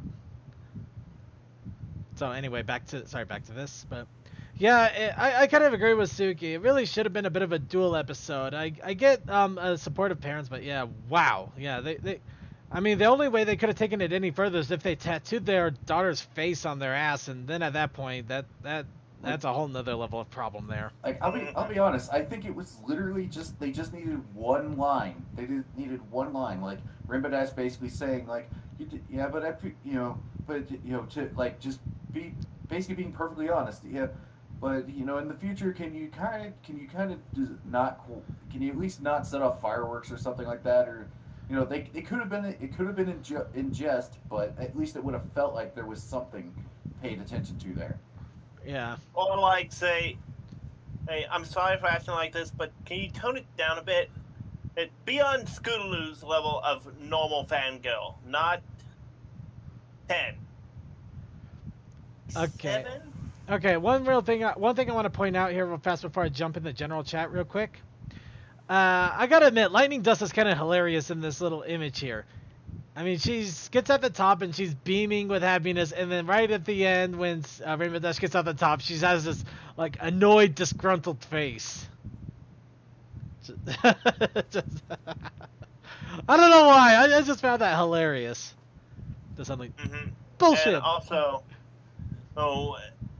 second, the reason why some of these young ones don't remember each other when they were kids.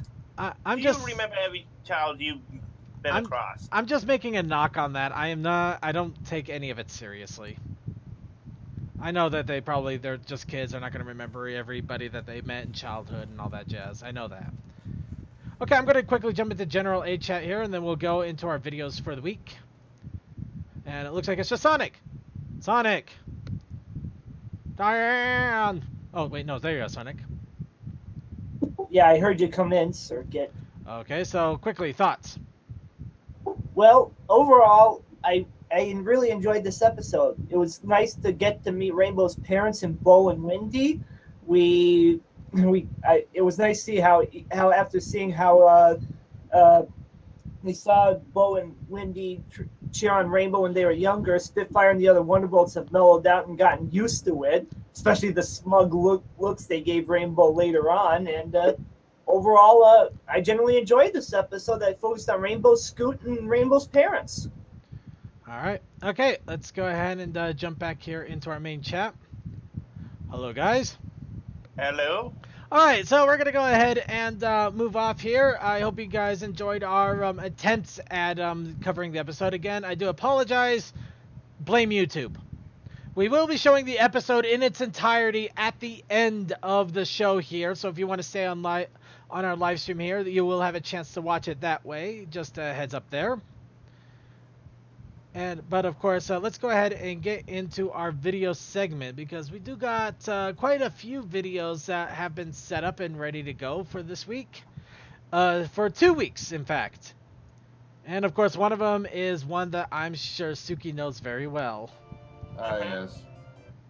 I go to open the door. You attempt to open the door, but it fails. Okay, quickly pause. Get it back to the beginning. Here we go.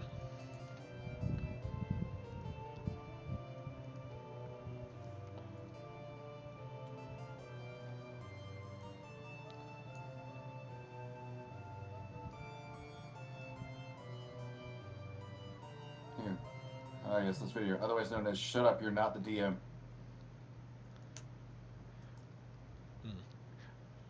Or just be careful what you wish for. You find yourselves in a moonlit glade. Directly in front of you stands a large, unassuming stone door. The door is covered in a slimy coating of moss, indicating its antediluvian age. The door has no obvious way of being opened. A puzzle? Ugh, why can't we just get to the fights already? No. Fine. It looks like we're gonna have to take the egghead approach. Alright, I use the knock spell. It says here that unlocks any door, box, or chest. Great idea, Fluttershy. You cast knock, and a loud knock emanates from the door. Besides that, you notice nothing else. I go to open the door. You attempt to open the door, but it fails to budge. I use knock again. The same thing happens. It's not going to work, Fluttershy. This door is clearly locked by some advanced magic. We're going to have to try something else. Bull crap, I'll knock again. I'll teach that door. I don't think it's that easy, Pinky. The door has a few geometric designs adorning its facade. They appear to be indicating Oh, volume. Sorry, turning it up. of the door.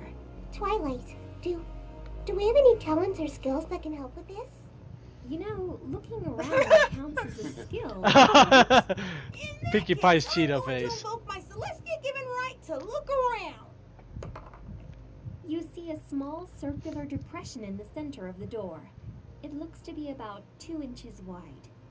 I think there's a staff or something that goes into the hole. Obviously, Twy, you just ripped this puzzle off from Daring Do in the Temple of Goons. I did not. Now, listen. If you have any stuff in your inventory, you can... You lie. Thanks for the tip, Twilight. I'm laughing at the hang in there, baby, and its spike. You can use it. Let's see here.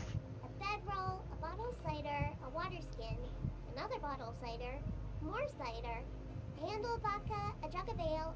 Wait, I have 3 throwing axes? Holy fuck. A bar of soap. What is this? A copper rod?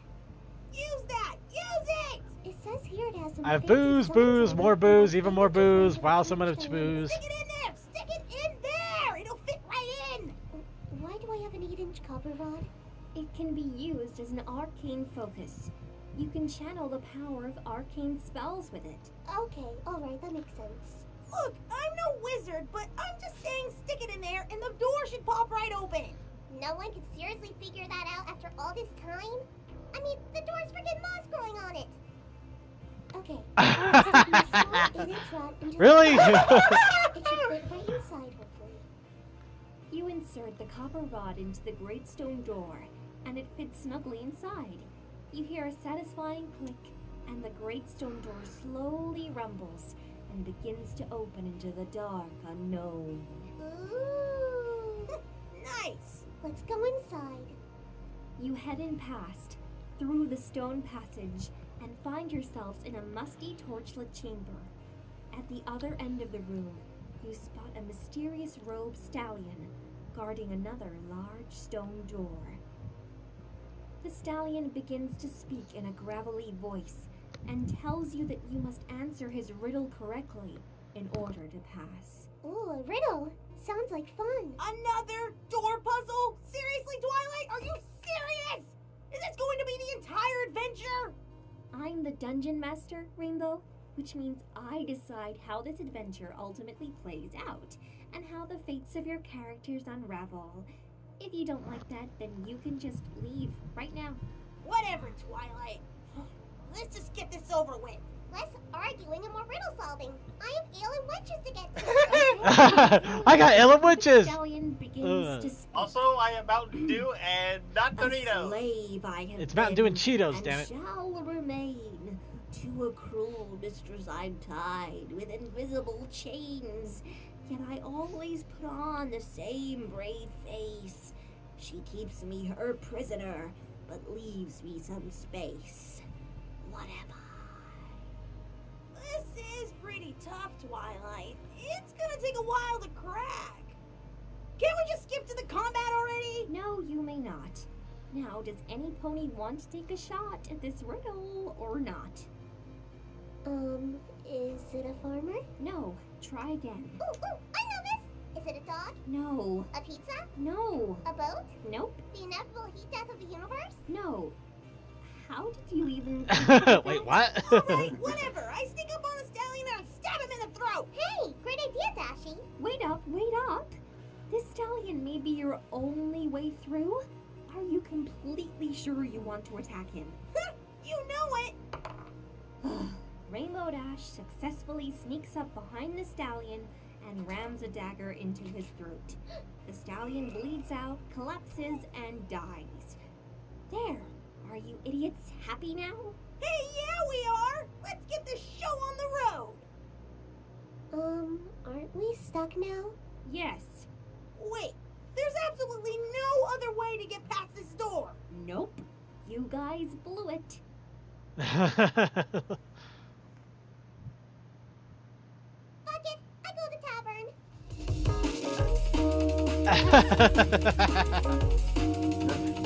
Yeah, it's kind of funny. Through all those arguments between Rainbow Dash and Twilight, I'm on Twilight's side the entire time. Yeah, pretty much. Though I kind of wonder what the answer to that riddle was. Apparently it's the moon. Glue? The moon. The moon. Oh. according to Omega Ozone, like the room was supposed to hold like the hints as well. Like there was designs in the room that was supposed to kind of help you get that. I don't understand. You don't pay attention when I'm trying to teach you! Starlight, can you help me, please? Twilight, can you help me, please? I've seen those symbols. Over here! Behold the latest evolution of YouTube poop music videos.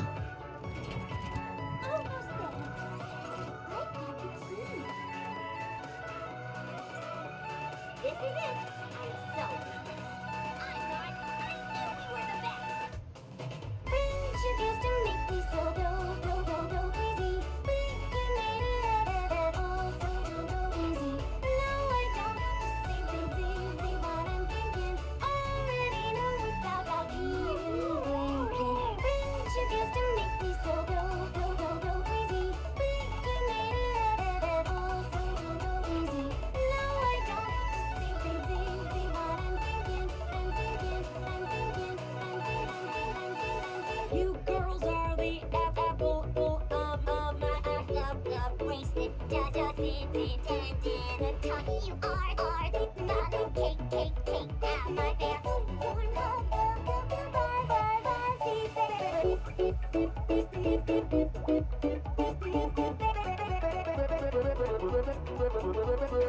You are the choo-choo in my friendship. Found a spot to make a go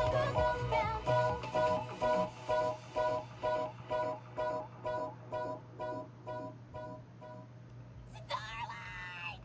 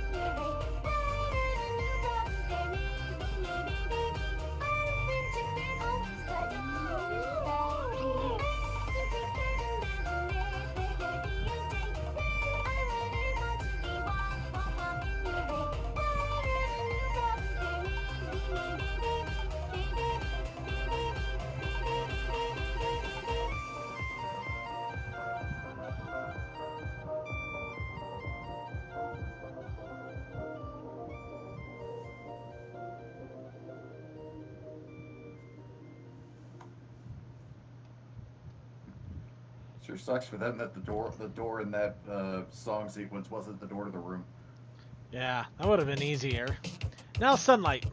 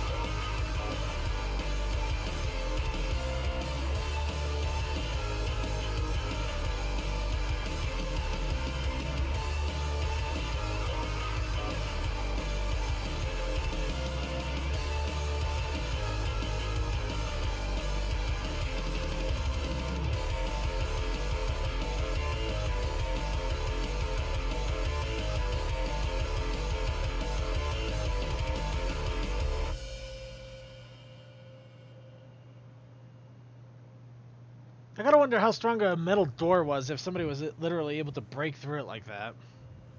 We don't know if that's robotic or non-organic. Still wonder. Toy Dash can. Because I can.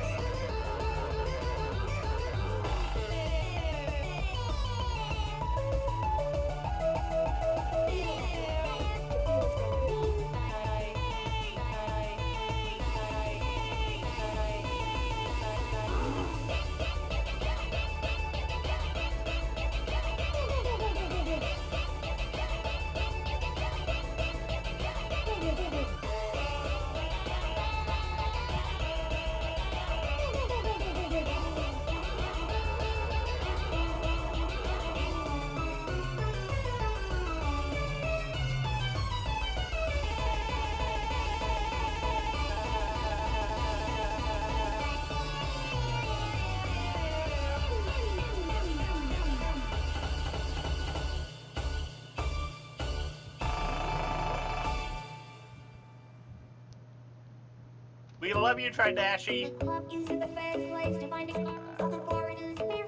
Yeah, I can't explain this. I blame All Star. That works.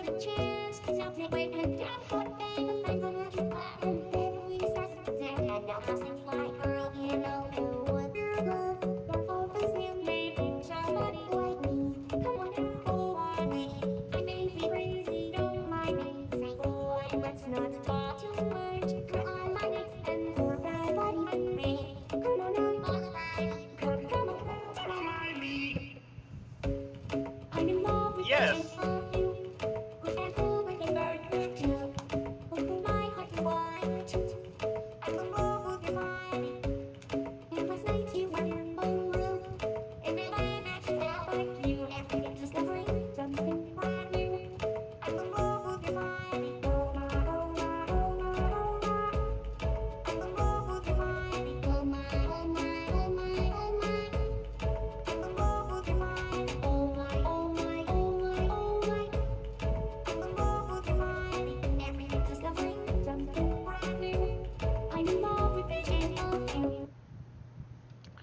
And now Paper Derpy's Mother Day. I only randomly know that song because of this last weekend. I forget where I was, but I heard that song. You're better than me. I've been hearing that song almost every single day on the radio, and I'm about ready to go nuts. Well, it's a good thing I don't listen to the stations that play that song.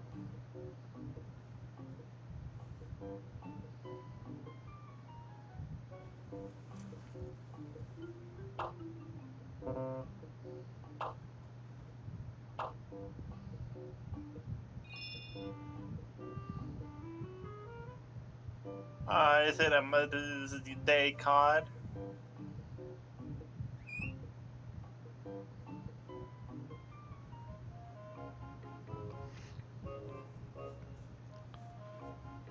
Derpy's mother's gonna kill herself somehow.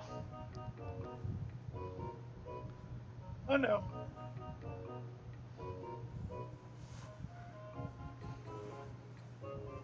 Wait, how do...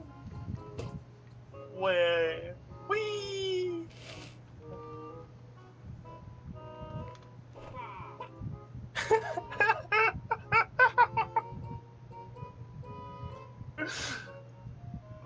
Hey, it's the Bella shroom. Actually, that's exactly what I think that was. That's a shield shroom.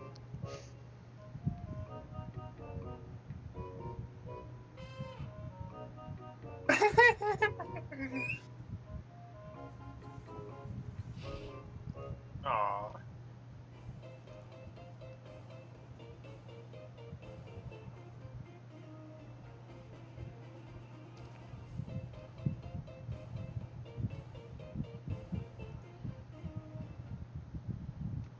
And My Little Portal episode 9. And we're just gonna go for it. Where Yeah. only very few, if any, characters from the show made it out alive. Yeah, we're just gonna go with it. Because there's history. Because it's British, only fandom pressure. I was just more going with the fact that it's 7.5 minutes. Yeah, I know. Actually, we're gonna go ahead and skip out of it because we are running way too short on time here. So what's next? The spring transition is almost here. Okay, censored. Forever Philly censored. Oh, I love it so much, I gave it its own term. Oh, I like that. Designed for the done. Wow, you are good. And you've really outdone yourself this time. The morning sunshine is gorgeous. Oh, thank you. You don't happen to have in here, do you? No. I guess No. I prefer experimental. What? We can get another sundae. Chocolate with rainbow sprinkles, perhaps? I was thinking something more like a salad. A salad? When did you get so... Sweetie Belle, you did hate the camera for all these shots. Oh, let's do it again. There she is. Oh dear, really should.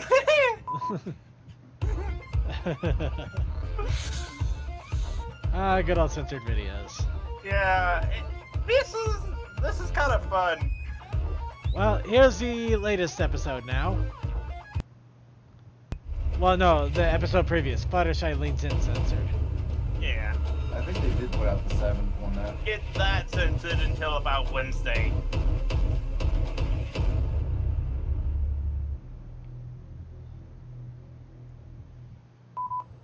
Oh, somebody hurt his. Let's band it.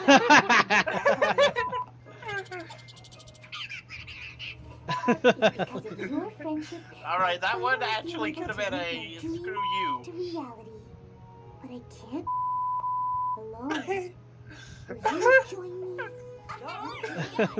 I actually know a filly who'd be more help than I would.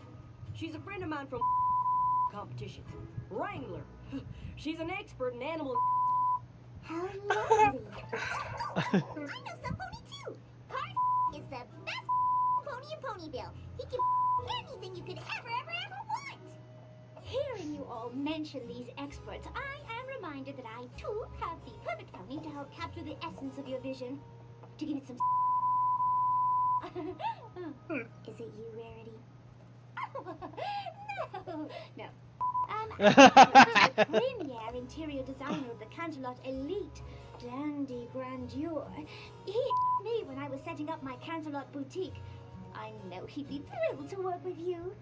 Wow, every pony, thank you. I can't wait to meet all of them and their ass. That sure doesn't look like an animal hospital. Well, that's because it's not. It's a sanctuary. A place that is but not restrictive. But natural. A place where the animals can as they please. All those shades of brown and green, but they're so... you know? You're calling the colors of beautiful trees. You sure you don't want something more secure for the critters? She does have a point there. You wouldn't want a bunny wandering into the wrong cave, would you? No. Cages. I want to give the animals the freedom to... It's the only way they'll feel comfortable. Well, she's the boss. I don't love it. This is... My isn't the problem here. I told you all exactly what I wanted, and none of you me. So while I appreciate your efforts, I no longer require your... How about putting an awesome flying course for the birds right there? And a carrot cake stand here! Ooh, a library cave? Every pony... Oh, that's great news, because it means you'll all be helping me with something special too. something that's been a dream of mine for a long time. Oh, goody! Is your dream to like a gigantic? No, not exactly. It's me then. Pinky, you had someone's head up Let's just leave that alone. That's hilarious. We'll just let the beeps speak for themselves here. But yep, it is time to end the show. Our fun has been had. The songs have been sung. The interview has been done. And, well, we got enough time to do a little bit of an after party. But we can't have an after party until we finish up the show itself. Of course, we are down to 2 from our 5 here, so let's go ahead and give a good night here to Toa and Suki with a final shout out. Toa, why don't you go ahead and final shout us out? Shouts out to all of the military bronies, the autistic bronies, the musical bronies, basically everyone that makes this fandom great. Shouts out to you. Thank you for doing all that you can. We appreciate everyone, and we especially like the people who we have showcased here. Please support these people. Well, do it through their Patreon. Do it through views. Do it through donations. Just support them if you like them. Because let's face it, YouTube kind of going downhill since recently. So please support them, and thank you all for coming. We love you and appreciate you, and we'll see you either during the week or Monday. Okay, Suki. Hey, so that's everybody deserves it, all that fun stuff, and let's see.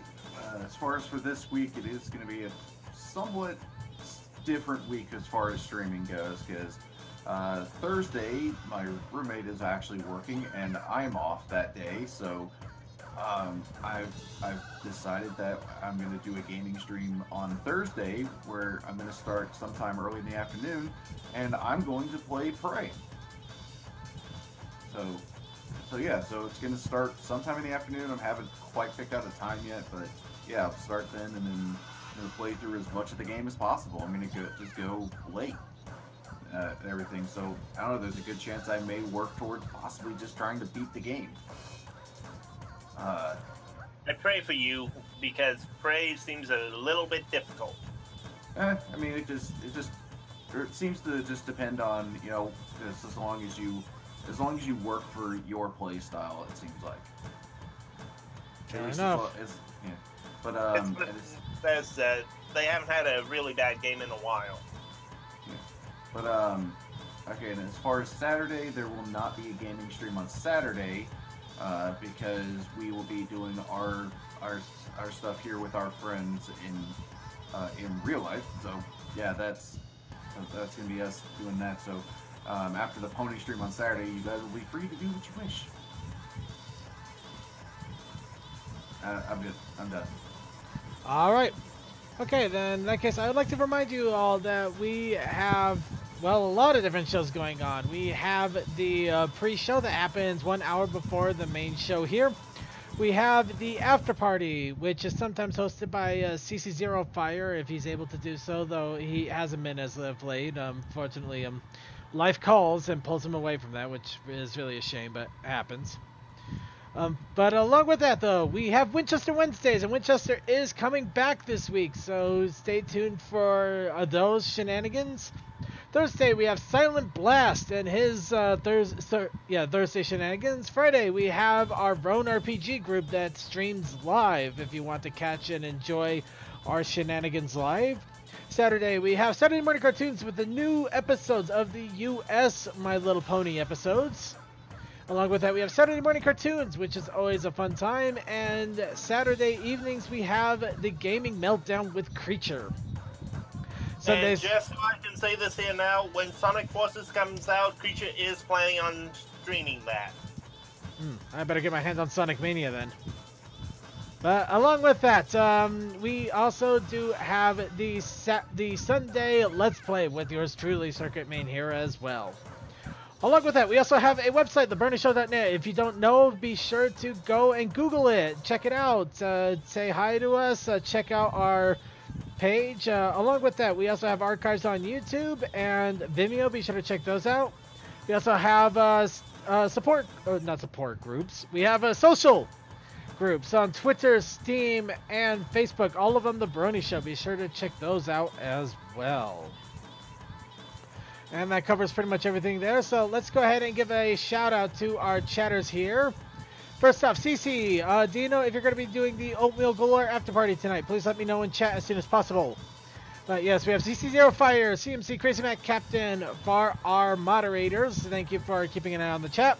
Then thank you to Aaron, Awesome Brony, Blue Clover, Sarcasm, Dimension, DM12, EvaFam, Fantastic Fred, Glass 4, Creature, Microchip 1, Opal, Sonic 5421, Surreal Nightmares, Techman, Tech Stallion, Trains for Brony 219. Did I already say Toa? Yeah. Techman, Tech Stallion, Toa. Yeah, okay. Sukication, Vaguely Creepy, yay Archivers, and yay Forums. Alright, and we have our final video here for the night. Our final video is I Like It Loud, with a PMV collaboration, after which yeah, it doesn't look like well, we are going to be showing the most recent episode on stream, as well as basically some shenanigans if we don't have the after party, the circuit's Pop-Tart after party, because it's short, sweet, and fun. Toasty! But either way, I hope you have fun, and good night, everybody. Get this night off right and turn the bass up, blow my eardrums up, just like a fire truck. Get this night off right and turn the bass up. Yeah, I like it loud, I like it loud. You know I like it loud. Can't hear a f***ing sound. My ears are ringing now, 'cause that's how we get down. Now move your body so the rhythm can set you free. Another rhyme and we can drown out our hearts beating. Just like a drug, I let the music set me free. I like it loud, I like it loud. Loud, loud, loud,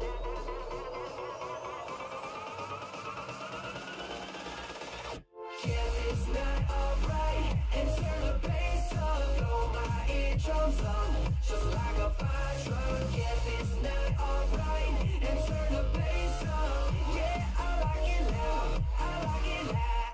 Shaking through your legs, the way the sun drops, feel it in your chest, the way your heart stops. Get this night alright and turn the bass up. Yeah, I like it loud, I like it loud. You know I like it loud. And hear a f***ing sound. You know I like it loud. 'Cause that's how we get down. Bass up, bass up, bass up. Bass up, bass up, bass up.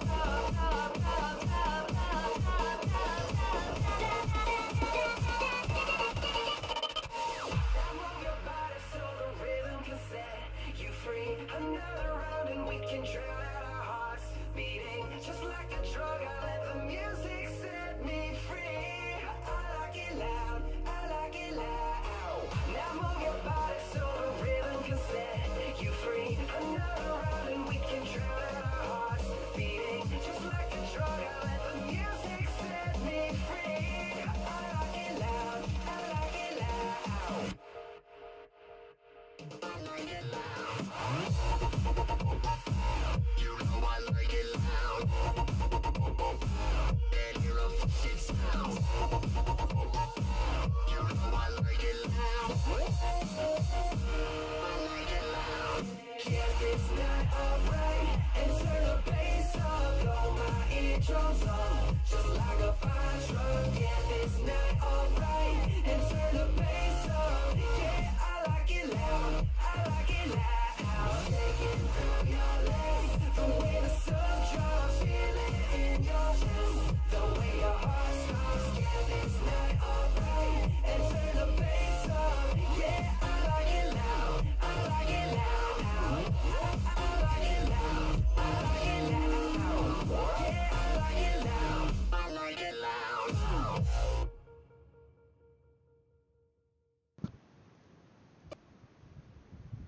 This show is loud, and so am I guess. Here and there.